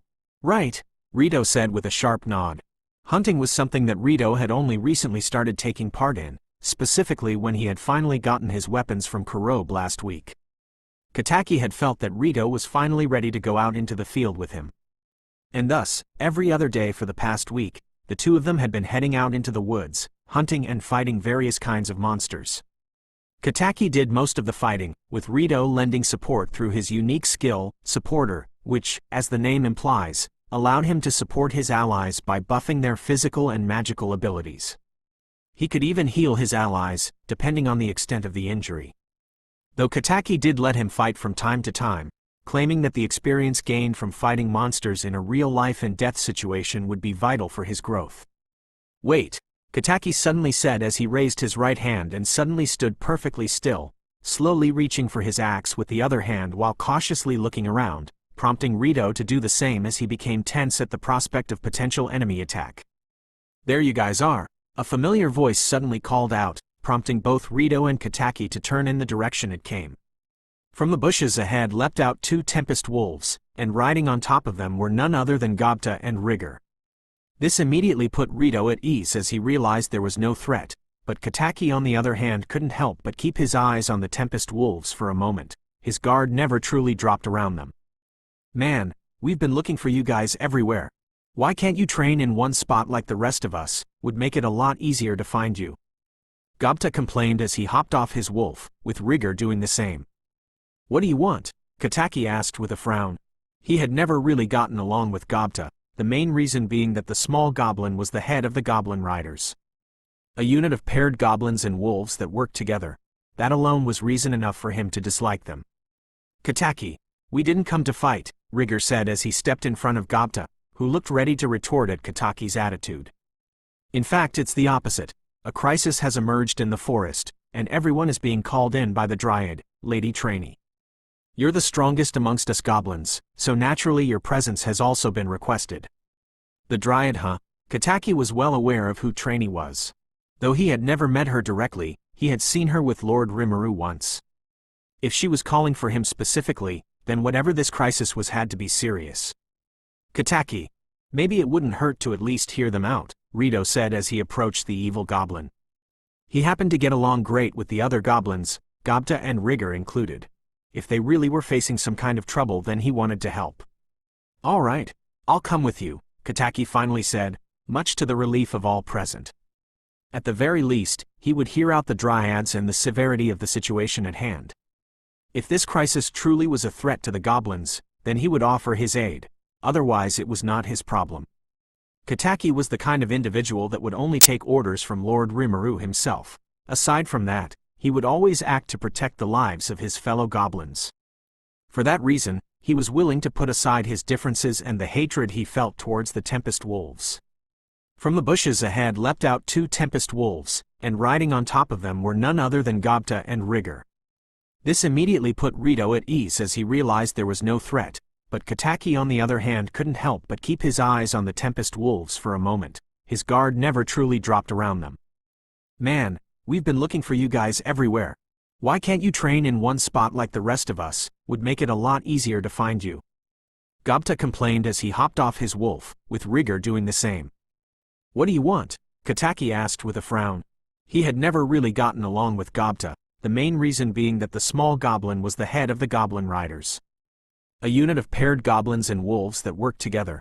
That alone was reason enough for him to dislike them. Kataki, we didn't come to fight, Rigor said as he stepped in front of Gobta, who looked ready to retort at Kataki's attitude. In fact, it's the opposite. A crisis has emerged in the forest, and everyone is being called in by the Dryad, Lady Trainee. You're the strongest amongst us goblins, so naturally your presence has also been requested. The Dryad, huh? Kataki was well aware of who Trainee was. Though he had never met her directly, he had seen her with Lord Rimuru once. If she was calling for him specifically, then whatever this crisis was had to be serious. Kataki, maybe it wouldn't hurt to at least hear them out, Rito said as he approached the evil goblin. He happened to get along great with the other goblins, Gobta and Rigor included. If they really were facing some kind of trouble, then he wanted to help. All right, I'll come with you, Kataki finally said, much to the relief of all present. At the very least, he would hear out the Dryads and the severity of the situation at hand. If this crisis truly was a threat to the goblins, then he would offer his aid, otherwise it was not his problem. Kataki was the kind of individual that would only take orders from Lord Rimuru himself. Aside from that, he would always act to protect the lives of his fellow goblins. For that reason, he was willing to put aside his differences and the hatred he felt towards the Tempest Wolves. Kusha Mountains. The journey to the Kusha Mountains had been much shorter than one would have expected, though when riding on the backs of Tempest Wolves, it was well within expectations.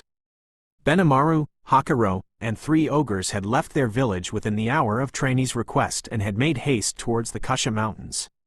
5 Tempest Wolves had been given to them to make the journey faster, and because of that, it only took a day to arrive at their destination. The Kusha Mountains were, as one would expect, a mountainous region filled with hills, mountains, and various rock structures. Had Trainee not given them the directions to the Tengu dwelling, they would have spent more than a few days going up and down in search of the place. Halt! The group immediately came to a stop at the sudden shout, immediately getting on guard as their hands went to their weapons. Given how high they were, it was natural that their surroundings would be covered in a thick fog, making it difficult to see too far. Still, they were able to see the winged individual that landed in front of them, having jumped down from a rock gate-like structure. This one is skilled. I didn't even sense his presence until he revealed himself, Benimaru thought to himself as a drop of sweat slid down the side of his head. This person was at least as strong as a Kijin, maybe even stronger than Benimaru himself. This is the domain of the Tengu. State your purpose. The Tengu guard called out, confirming to Benimaru and company that they were in the right place. We come as envoys of the Dryad Trainee, the primary caretaker of the great forest of Jura, to request the aid of the Tengu regarding a matter that threatens all life in the Storm Dragon's domain, Benimaru declared. It had been decided he would introduce them in this manner to avoid any confusion. It was unknown if the Tengu knew anything about Lord Rimuru or the Great Forest Alliance, but by using Trainee's name, they would at least be willing to hear them out. Very well, please follow me, the guard said with a nod after a moment of thought, prompting Benimaru and the others to also nod in understanding. And so they followed the Tengu guard through the stone gates. Almost immediately after stepping through the gates, their surroundings changed once more. The misty and rocky terrains of the mountains vanished and were replaced by a lush green plain. Even the air, which had been thick and chilly due to how high up they were, seemed lighter and fresh, like the summer wind. They stood at the entrance of the Tengu village, with wooden buildings scattered around with various trees and pathways. The Tengu folk could also be seen moving about their business. Ooh, what is this? Benimaru couldn't help but wonder in awe as he looked around the Tengu village and the beautiful land surrounding it. It seems this village is within an isolated space, or rather a pocket dimension, Hakuro answered.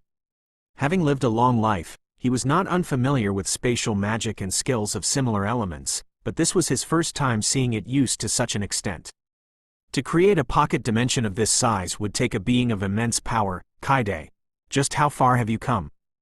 Hakuro thought with a smile.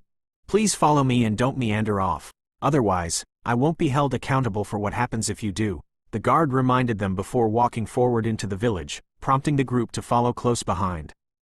As they made their way through the village, Benimaru couldn't help but note the similarities between this place and his home, from the way the buildings were structured to the manner in which the Tengu dressed. Naturally, there were a few differences, but only if one looked close enough. The group was taken to a slightly larger central building in the village. The guard went in, asking them to wait outside for a moment. After a few minutes, Benimaru and Hakuro were permitted to enter.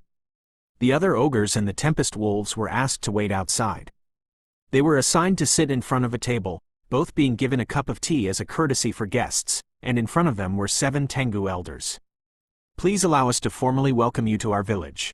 Our chief regrets that she could not greet you personally, but due to her condition, we thought it would be better to let her rest, the head elder in the middle greeted them.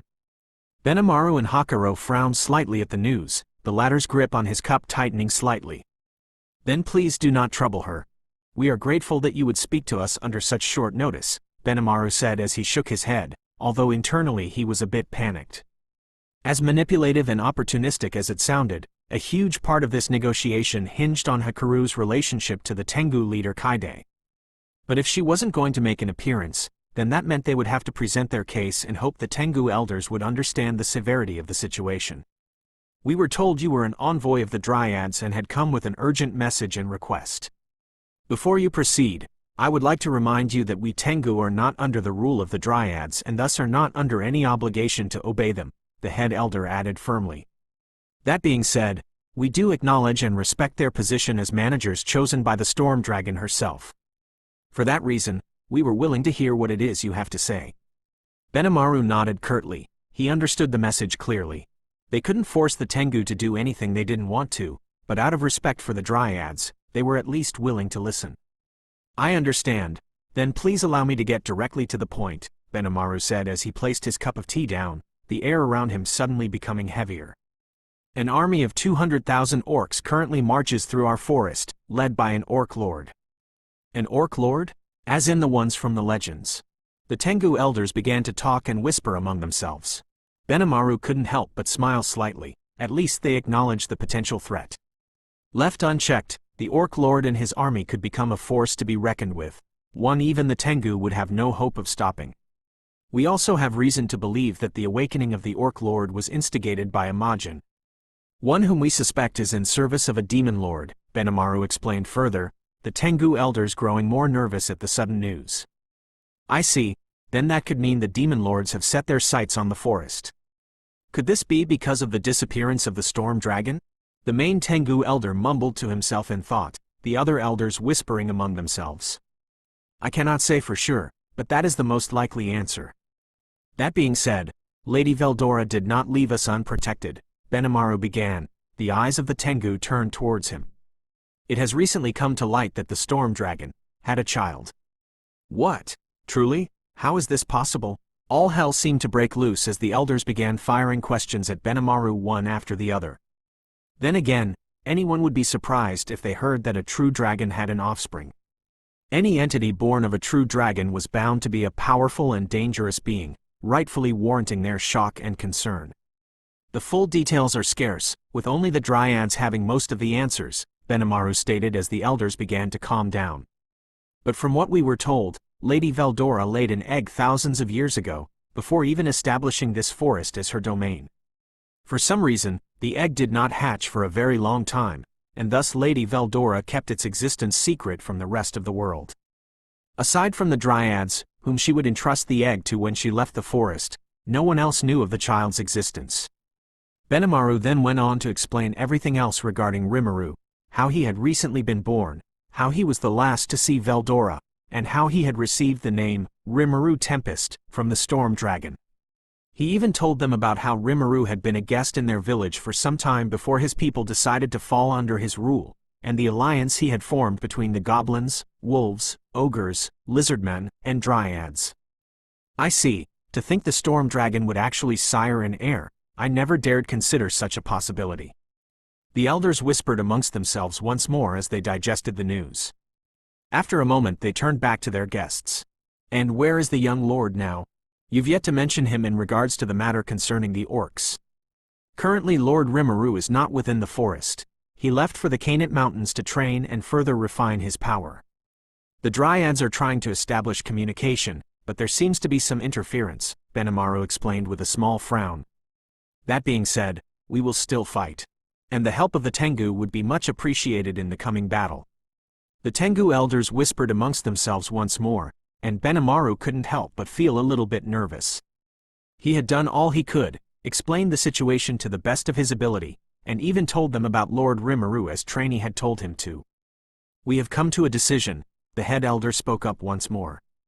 While we understand the circumstances and the urgency of the situation, I'm afraid that we cannot lend our aid in this battle against the orcs. Benimaru felt his stomach drop at their rejection, though outwardly he held his composure. May I ask why? Earlier, you stated that the orc lord was instigated by a Majin in service of a demon lord, correct? Yes, we encountered him recently when he attacked our village. He was quite powerful, Benimaru explained, unsure where this was going.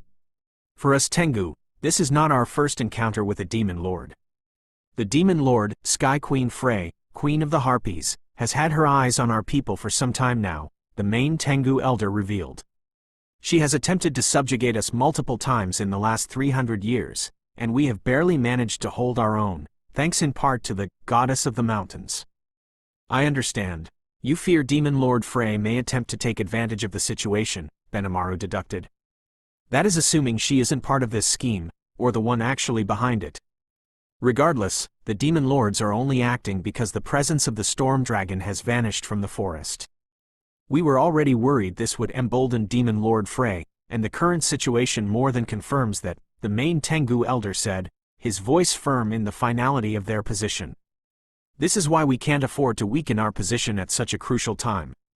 I'm sorry, but we cannot lend our aid in the coming war.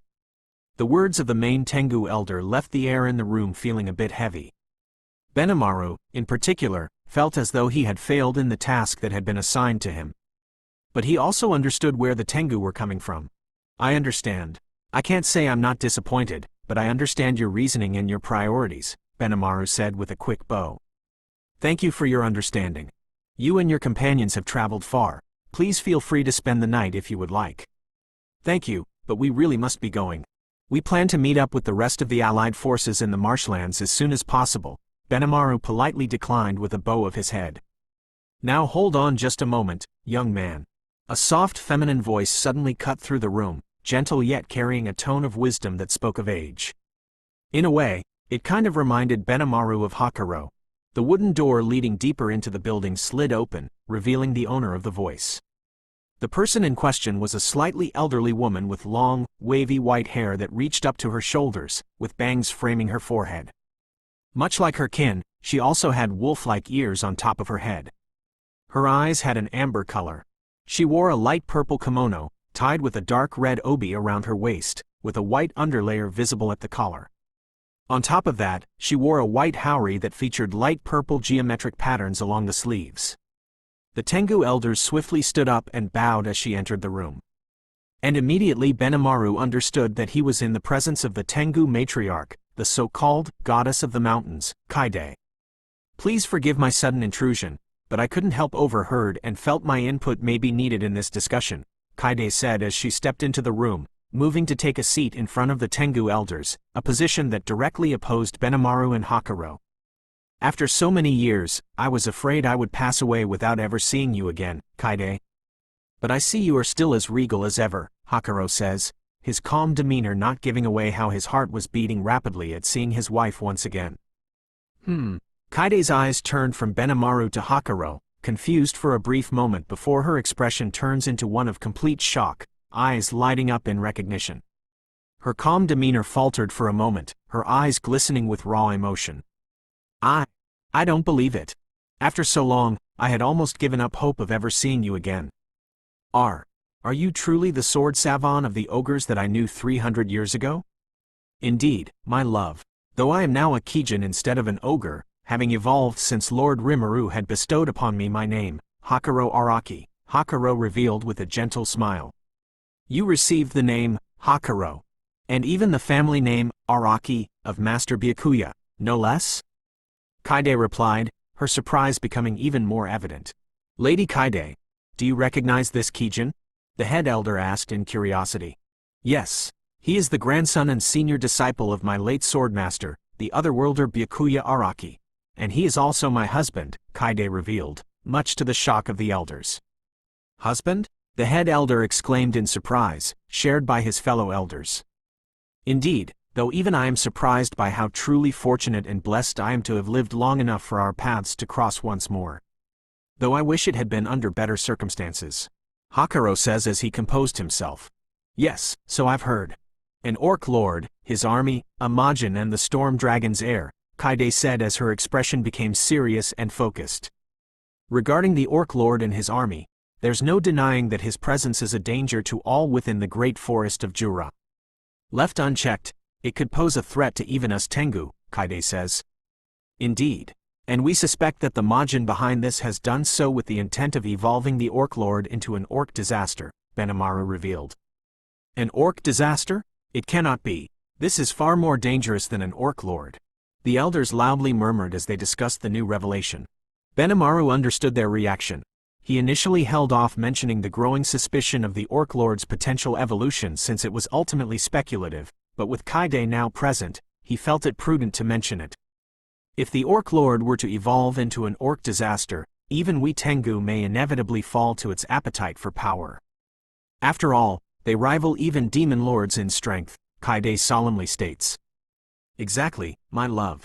Which is why the Dryads are gathering warriors of all races across the forest for a last stand to stop it before it can evolve. Hakuro revealed. Kaide, we understand that the well-being of your people is your primary priority.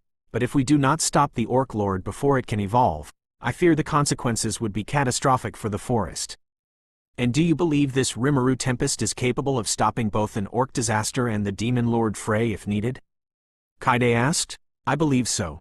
Unlike Charybdis or other monsters spawned from Lady Veldora's power, Lord Rimuru is her direct descendant. His potential is vast, Hakuro firmly replied. Furthermore, I have been training him in the haze style over the last few months, and he has progressed at an astonishing rate. As his teacher in the sword arts, I can vouch for Lord Rimuru's strength and integrity. I see. Hearing you speak so highly of him makes me want to meet him. Kaide said with a soft smile. Very well, we Tengu will lend our assistance in stopping the Orc Lord and the Majin manipulating it from the shadows. Lady Kaide, we can't just leave the Kusha Mountains. What if the Sky Queen makes a move while we fight off the Orc Lord? The head elder exclaimed. I am aware of the potential dangers posed by Frey. But we all knew that change was coming to the forest the moment the presence of the storm dragon vanished. If we sit idle now, we will simply have to fight at a potential disadvantage in the future, Kaide firmly countered. Besides, not all of us are leaving the village. I will personally lead 30 of our Tengu warriors in aiding the allied forces, while the rest will stay here under Momoji to protect our village. Kaide, while it would bring me great joy to fight by your side again, are you sure you can do so? Your elders implied your health was not in the best condition, Hakuro asked in concern. Rest assured, I will be fine, my love. My power may have waned greatly over the last 3 centuries, but my technique with the blade has not, Kaide proudly replied. However, before we go, perhaps the two of us can discuss more about the past 300 years in private? Of course, my love. Hakuro says in a nostalgic tone, before following Kaide out. Benimaru rejoined his ogres and tempest wolves to prepare to leave upon Hakuro and Kaide's return, while the elders went to prepare the 30 Tengu warriors. The arrival of the Orc Lord might have been an alarming turn of events, but it ultimately served as the catalyst for the reunion of 2 long-separated lovers. The trip back to the village was mostly quiet and tense. Kataki had adamantly refused to ride on the Tempest Wolf when Rigger offered him a ride, claiming that he would rather run instead. Rito, who chose to ride with Gobta, tried to make some small talk along the way. But tensions were too high between Gobta and Kataki. Within the hour, the 4 of them were walking within the goblin village streets. What was usually a bustling village full of life changed. The air was thick with apprehension and tension. Everywhere he looked, goblins were either arming themselves or stocking up necessities. And it wasn't just goblins either. There were various other races that Rito had yet to see. He was easily able to identify elves. There were also people with rabbit ears, with the puffy tails to match. Then there were the fish people, scaled from head to toe. And lastly were the short-statured creatures that resembled various animals, cats, dogs, and even mice. What's going on here? Rito finally voiced out. The village is being evacuated. Every non-combatant is being taken to the sealed cave where the storm dragon was once sealed, Rigger explained somberly. The Dryads have offered to shelter various races under the agreement that they either provide aid or they swear loyalty to Lord Rimuru. And what exactly is this crisis? Kataki asked. I'm not too sure of the exact details, but from what I've heard, an army of orcs, led by an orc lord, has entered and is invading the forest, Rigger explained. An orc lord? Kataki was shocked. Even he knew the danger of such a monstrous creature. Rito, who didn't fully understand the gravity of the situation, was able to tell that whatever this orc lord wasn't good. If even Kataki seemed nervous, then it had to be pretty powerful. Still, he couldn't shake the terrible feeling clawing in his chest. Something horrible was about to go down. Sumair had been traveling with the ogres and Kijin over the last 2 days. The atmosphere was heavy with uncertainty and anxiety, yet Sumair could also see the unity and determination among them. While they were dismayed to leave their home, they wouldn't let something like this destroy them. Sumair had been asked to escort the ogres and Kijin to the goblin village by trainee. At first, Sumair had been a bit nervous being left in the presence of monsters, especially the Kijin who seemed to be mostly of equal or greater power than her. But one of them, a pink-haired Kijin by the name of Shuna, had reassured her that they meant no harm. Over the last 2 days, Sumair observed and interacted with this tribe. She came to the realization that aside from their appearances, they seemed almost human.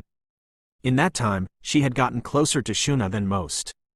She learned that Shuna was, in fact, the village princess, which helped Sumair relate to her a little, given she was also something of the same ever since her father had managed to fully take control of the kingdom of Angelus. When they arrived at the goblin village, Sumair was surprised to see that the place was actually comparable to a small town in size. Miss Sumair, the voice of Akatsuki cut her from her thoughts. Currently, the 2 of them were watching as the rest of the tribe entered the village, with Shuna and Sakura leading the group. It was sunset, the orange sky slowly darkening. It seems everyone made it safely, thankfully, Akatsuki said as he watched the women of his tribe. Yeah, the trip was pretty smooth. We didn't encounter any monsters during the move. Sumair said. That is thanks to Sue and his unit. They would scout ahead as we moved and cleared the path, Akatsuki said. Ogres are among the strongest, but since some of us evolved, there are almost no threats we can't handle. That being said, we were moving in a large group and we had children among us, so precautions were a must. Is this place truly a goblin village? It seems large enough to be a town, not to mention the infrastructure. Sumair gazed at the village. Under normal circumstances, this would be beyond goblins. But they are also under the protection of our Lord. As a matter of fact, they were the first to fall under Lord Rimuru's protection. It's thanks to him that the goblins were able to develop to such an extent, Akatsuki explained. He must be someone truly amazing then, Sumair said. A lot of the ogres and Kijin look up to this Rimuru a great deal. If he's truly the one behind the naming of these monsters and the development of this village, that would mean he's not only powerful but has a level of intelligence that rivals humans. Sir Akatsuki, Lady Sumire. Their conversation was cut short by the appearance of a hobgoblin male running towards them. He immediately dropped to his knees. Lady Trainee has requested your presence at the assembly hall. Our forces are preparing to begin moving towards Lake Sis tomorrow first thing. I see, Akatsuki muttered. While he would have liked to give his soldiers more time to rest, he understood that time was of the essence. Very well, shall we go, Miss Sumire? Akatsuki asked. Why yes. And please stop with the whole Miss thing. Just Sumire is fine. I understand, Akatsuki said with a nod. With that, the two of them made their way downhill towards the village. The eve of war was upon the Great Forest Alliance, and this was the calm before the storm itself.